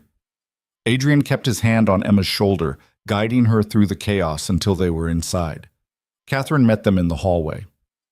Jury's coming back in 5 minutes. You don't have to be in the courtroom if you don't want to be. I should be there, Adrian said. Then come on. They found seats in the back row. Emma sat close to Adrian, her small hand gripping his. The courtroom filled quickly. Reporters, lawyers, Vale Industries executives, people who'd followed this story like it was a sport. Lena sat at the plaintiff's table, her back straight, her face carefully neutral. The judge entered. Everyone stood. The jury filed in, 12 people who'd spent 2 weeks listening to arguments about money and power and whether kindness could exist without ulterior motive. Has the jury reached a verdict? The judge asked. The foreman stood. We have, Your Honor. In the matter of Lena Vale versus Robert Vale and Vale Industries Board of Directors, how do you find? We find in favor of the plaintiff. The courtroom erupted. Reporters scrambled for their phones. Robert Vale's face went white. Lena's lawyer squeezed her shoulder while Lena herself sat perfectly still, like she couldn't quite believe it was over. The judge banged his gavel. Order! I will have order! The noise died down to whispers. The judge continued reading the verdict, something about damages and injunctions and control of the company. Adrian stopped listening after the first part. Lena had won. The people who'd tried to destroy her had lost. Beside him, Emma tugged on his sleeve. Does this mean the bad people can't hurt Miss Lena anymore? Yeah, Bug. I think that's what it means. When the judge finally dismissed everyone, the courtroom emptied in a rush of movement and noise.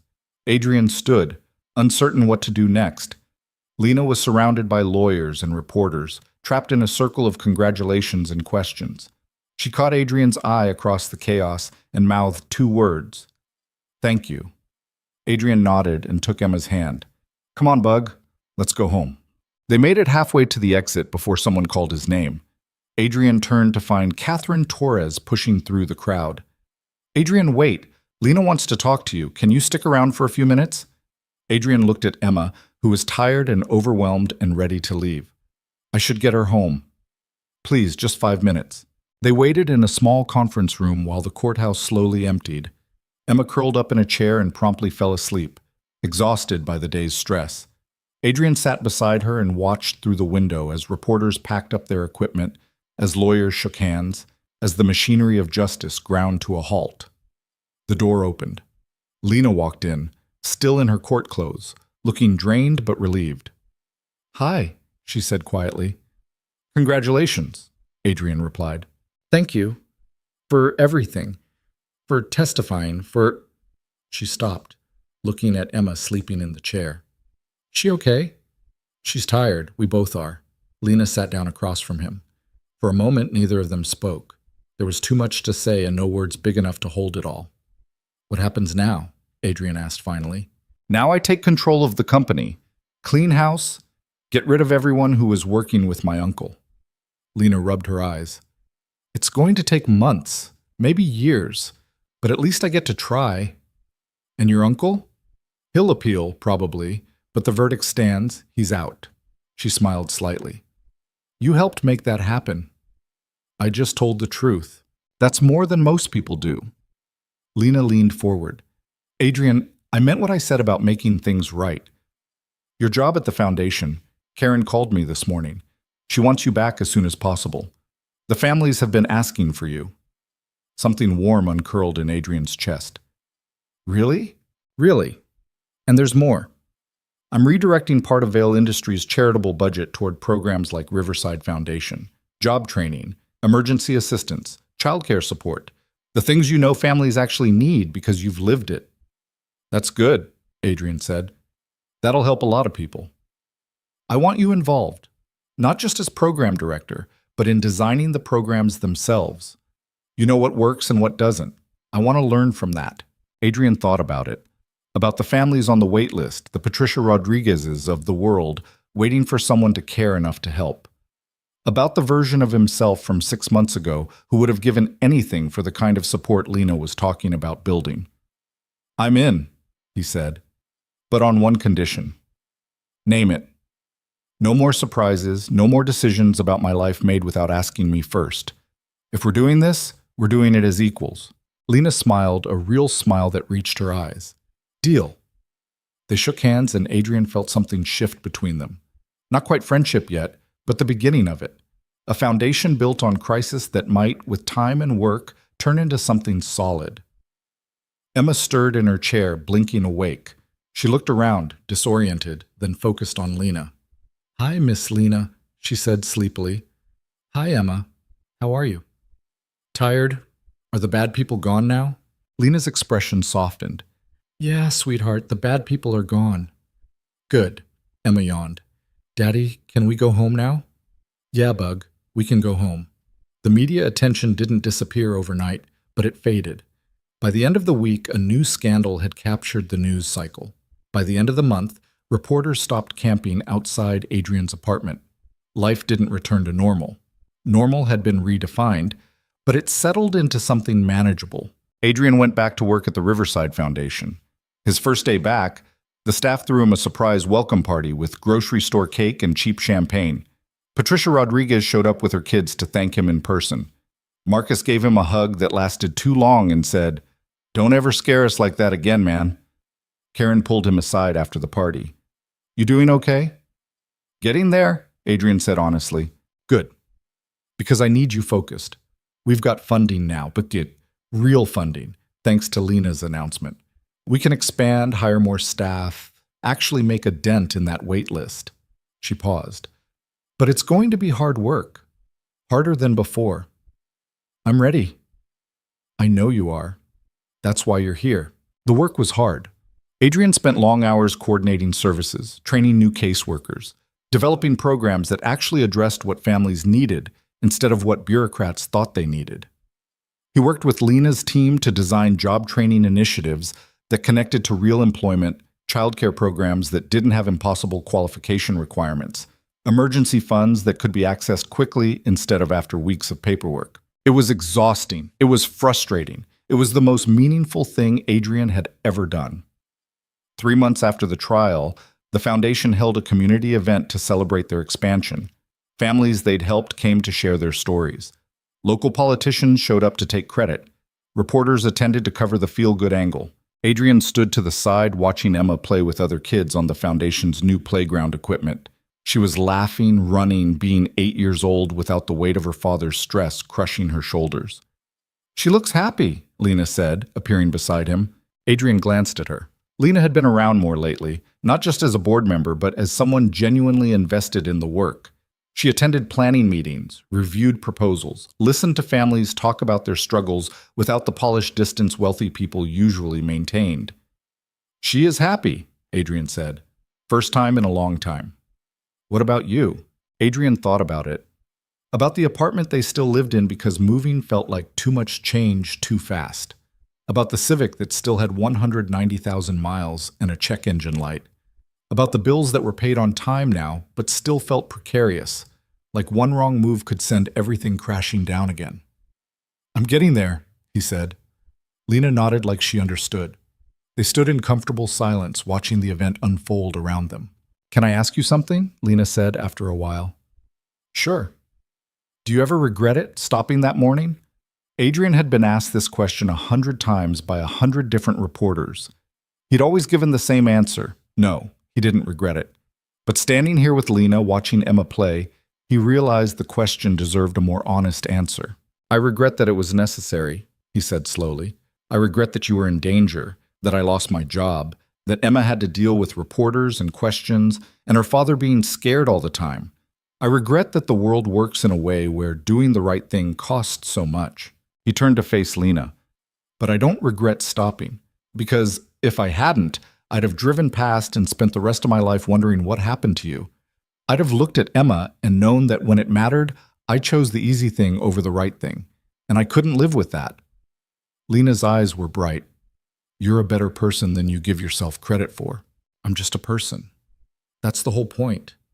Adrian gestured at the families gathered around them. "We're all just people trying to survive, trying to take care of the people we love, trying to hold on to some shred of decency in a world that makes it hard. The only difference between me and them is luck. Bad luck that put me on that highway. Good luck that it led here." "I don't think it was luck," Lena said quietly. "Then what was it?" "I think it was you being exactly who you are. Someone who stops. Someone who helps. Someone who refuses to give up even when giving up makes more sense." Adrian didn't know what to say to that, so he said nothing. Across the playground, Emma waved at him. He waved back. "She asked about you the other day," Adrian said. "Wanted to know if you were my friend or my boss." "What did you tell her?" "I said I was still figuring that out." Lena smiled. "Let me know when you decide." Over the next 6 months, Adrian figured it out. Lena became a regular presence in his life, not just at foundation events, but at Emma's school plays and soccer games, at weekend coffee shops and weeknight dinners. She wasn't trying to be Emma's mother or Adrian's savior. She was just there, showing up, being present in a way that felt genuine rather than obligatory. Emma adored her. She'd ask when Miss Lena was coming over, save drawings to show her, light up whenever Lena walked into a room. Adrian watched their relationship develop with a mixture of gratitude and fear. Gratitude because Emma deserved good people in her life. Fear because good things always seem temporary. One Saturday afternoon, Lena showed up at the apartment with paint supplies and a plan to help Emma redecorate her room. They spent 4 hours painting murals on the yellow walls, a garden scene with flowers and butterflies, and a rainbow that actually connected this time. Adrian stood in the doorway watching Lena and Emma work together, paint splattered and laughing, and felt something he hadn't felt in years, hope that lasted longer than a single moment. Hope that settled into his bones and made him think maybe, just maybe, life could be good for more than scattered minutes between disasters. That night, after Emma was asleep and Lena was preparing to leave, she paused at the door. "Adrian, can I tell you something?" "Of course." "When I was standing on that highway in the rain, I thought my life was over. I thought I'd lost everything that mattered. My father's company, my safety, any chance at controlling my own future. She looked down at her hands. And then you stopped. This complete stranger who had every reason to keep driving. And you looked at me like I was a person who deserved help, not a problem to avoid. Lena, let me finish. She met his eyes. That moment changed everything for me. Not because you drove me to safety, or because your testimony helped me win, because you reminded me that kindness still exists, that people still choose to do the right thing even when it costs them. Adrian's throat tightened. I didn't do anything special. That's exactly my point. You didn't think it was special. You thought it was just what you do, what anyone should do. Lena smiled slightly. But most people don't. Most people drive past. And the fact that you didn't, the fact that stopping felt obvious to you, that's everything. She reached out and squeezed his hand, then left before Adrian could find words big enough to respond. He stood in his apartment, the same apartment he'd been ready to lose 6 months ago, and thought about the strange path that had brought him here, how helping a stranger had destroyed his life and then rebuilt it into something he'd never imagined, how the worst day had somehow led to the best outcome. It didn't make sense. It wasn't fair. It shouldn't have required a billionaire's intervention to fix problems that never should have existed in the first place. But it was real, and it was his, and for the first time in years, Adrian allowed himself to believe it might last. The foundation continued to grow. By the end of the year, they'd helped over 200 families. Job placements doubled. Emergency housing assistance tripled. The wait list was still long, but it was moving. Adrian launched a new program based on his own experience. Emergency assistance for single parents who lost jobs through no fault of their own. It provided immediate financial support, job placement services, and childcare assistance while parents got back on their feet. The first family he helped was a single father with 2 kids who'd been fired for missing work to care for a sick child. I don't know what to say, the man told Adrian, tears in his eyes. I thought we were done. I thought I'd failed them. You didn't fail anyone, Adrian said. The system failed you. This just helps you fight back. Helping that father felt like closing a circle, like taking his own pain and turning it into something that mattered. A year after the trial, Lena invited Adrian and Emma to a special event. She wouldn't say what it was, just that it was important and they should dress nice. They arrived at a hotel ballroom to find it filled with people, foundation staff, families they'd helped, community leaders, reporters. At the front of the room was a stage with a podium and a large screen. What's going on? Adrian asked Lena. You'll see. The lights dimmed. A video started playing on the screen, footage of families talking about how the foundation had changed their lives. Patricia Rodriguez and her kids, now living in a stable apartment while she completed her nursing certification. The teenage boy named Marcus, who'd graduated with a full scholarship, now a college sophomore. The single father Adrian had helped, now employed and housed and hopeful. Then the video shifted to clips of Adrian, working with families, answering phones, staying late to process emergency applications. Emma appeared on screen talking about her dad with fierce pride. My daddy helps people even when nobody's watching, she said. That's what makes him a hero. The video ended. The lights came up. Everyone was looking at Adrian. Karen stepped onto the stage. Ladies and gentlemen, we're here tonight to honor someone very special. Adrian Cole came to us at a difficult time in his life. He'd lost his job, faced financial ruin, and had every reason to be bitter about the hand life had dealt him. She paused, looking directly at Adrian. But instead of becoming bitter, he became better. He took his own struggles and used them to understand and help others facing the same challenges. In the past year, Adrian has personally helped over 60 families access the resources they need to survive and thrive. He's designed programs that actually work because he understands what people need when they're desperate. Karen smiled. Tonight, we're launching the Adrian Cole Fellowship, a program that will train people with lived experience in poverty to become advocates and caseworkers. Because Adrian has shown us that the best people to help struggling families are those who've been there themselves. The room erupted in applause. Adrian sat frozen, unable to process what was happening. Lena leaned over and whispered, "Go up there." Adrian stood on shaking legs and walked to the stage. Karen handed him a plaque with his name on it and words he couldn't read through the blur in his eyes. The applause continued, washing over him like a wave. He looked out at the crowd and saw Emma in the front row, beaming with pride so fierce it made his chest ache. Beside her was Lena, clapping with tears running down her face. Adrian stepped up to the podium, not sure what to say. He'd never been good at speeches. He'd never been good at accepting credit for anything. But these people were looking at him like he mattered, like what he'd done meant something beyond surviving another day. "I don't know what to say," Adrian started, his voice rough. "A year ago, I was sitting in my apartment wondering how I was going to keep a roof over my daughter's head. I'd lost my job for stopping to help a stranger, and I was angry. Angry at the world, at the system, at the unfairness of it all." He paused, gathering his thoughts. "But here's what I learned. Kindness isn't fair. It costs something. It risks something. It asks you to give when you have nothing left to give. And sometimes, when you choose kindness anyway, it destroys everything you thought you had." Adrian looked at Emma. "But sometimes, if you're really lucky, it builds something better. Something you never could have imagined. And you realize that the moment you thought you lost everything was actually the moment your life truly began." He gripped the podium, emotion rising in his throat. "The families we help here, they're not broken people who need saving. They're fighters who need support.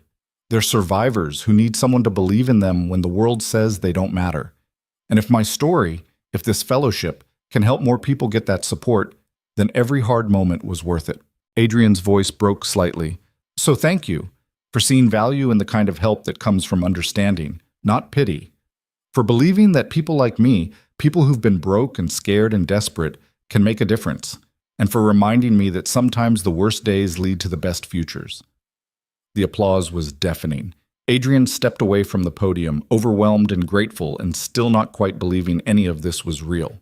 Later, after the speeches and the dinner and the congratulations, Adrian and Emma and Lena stood outside in the cool night air. "That was amazing, Daddy," Emma said, still buzzing with excitement. "You were like a movie star up there." Adrian laughed and pulled her into a hug. "I don't know about that, Bug." "I do. You were perfect." Lena walked them to Adrian's car. Still the Civic, still the check engine light, but running better after Lena had insisted on paying for repairs Adrian couldn't afford to refuse. "Thank you," Adrian said to her, "for tonight, for everything. I don't know how to—" "You don't have to thank me," Lena interrupted. "You gave me my life back. This doesn't even come close to repaying that debt." "There's no debt." "Then think of it as investment, in good people doing good work." She smiled. "Besides, someone once told me that kindness isn't about keeping score. It's just what you do." Adrian recognized his own words thrown back at him and couldn't help but smile. Emma yawned hugely. "Can we go home now? I'm tired." "Yeah, Bug. Let's go home." They drove back to their apartment as Emma chattered about the event, about the video, about how proud she was. Adrian listened and responded and felt something settle in his chest that had been unsettled for as long as he could remember. That night, after Emma was asleep, Adrian stood in her doorway watching her breathe. The dragon-shaped water stain was still on the ceiling. The yellow walls now had painted flowers. Everything was the same and completely different. He thought about the highway, about the rain, about the moment he'd made a choice that changed everything, about how he'd expected nothing and received more than he'd ever imagined, about how the world was still unfair and broken and hard. But sometimes, kindness found its way back to you in forms you never predicted. Adrian's phone buzzed with a text from Lena. "Emma was right. You were perfect tonight. Thank you for being exactly who you are." He smiled and typed back, "Thank you for seeing something in me I didn't see in myself." Her response came immediately. "I didn't see it. You showed me. That morning on the highway, you showed me that good people still exist. Everything since then has just been you proving it over and over." Adrian looked at Emma sleeping peacefully, at the apartment that was still small but felt like home now, at the life he'd built from the wreckage of a rainy morning. He thought about all the families waiting for help, all the people struggling in silence, all the moments when someone needed to stop and most people drove past. And he understood, finally, what that day had really taught him. That kindness isn't about the reward. It's about refusing to become the kind of person who drives past someone in need. It's about choosing, again and again, to be someone your daughter can be proud of. Someone who helps even when it costs everything. Someone who believes that doing the right thing matters more than doing the easy thing. The world hadn't become fair. The systems hadn't been fixed. But Adrian had found his place in the fight to make things better, one family at a time. And if stopping on that highway had taught him anything, it was that sometimes the moments that cost us the most are the ones that give us the most in return. Not money or status or fame, but something more valuable. The knowledge that when it mattered, we chose to be the kind of people the world needs more of. Adrian Cole, 33 years old, single father, former warehouse worker, current program director, stood in his daughter's doorway and finally understood what his life had been building toward. Not wealth or power or recognition, but purpose. The kind of purpose that comes from turning your pain into someone else's hope. He thought about tomorrow, about the families waiting for help, about the work still left to do. About Emma growing up in a world where kindness still existed because people chose to keep it alive. And for the first time in longer than he could remember, Adrian looked toward the future without fear. Because whatever came next, he knew who he was. He knew what mattered, and he knew that the moment he'd thought he lost everything had actually been the moment his real life began. The storm that had nearly destroyed him had led him here, to a daughter who believed in him, to work that mattered, to people who saw his value, to a woman who'd started as a stranger and become something more, not quite family, not quite friend, but something new and precious and worth protecting. Adrian closed Emma's door quietly and walked to his own room. Tomorrow would bring new challenges, new families needing help, new problems to solve. But tonight, he let himself rest in the knowledge that he'd done something that mattered, that his choice on that rainy highway had created ripples that kept spreading, touching lives he'd never meet, proving that one person choosing kindness could change more than they'd ever know. He fell asleep thinking about a lesson he wished everyone could learn, that the world doesn't always reward the good things we do, but that doesn't mean we should stop doing them. That sometimes we help people who never thank us, take risks that never pay off, give when we get nothing back. And we do it anyway. Not because we're saints or heroes, but because we're human. Because we understand that we're all one bad day away from needing someone to stop for us. And when that day comes, we want to live in a world where people still stop.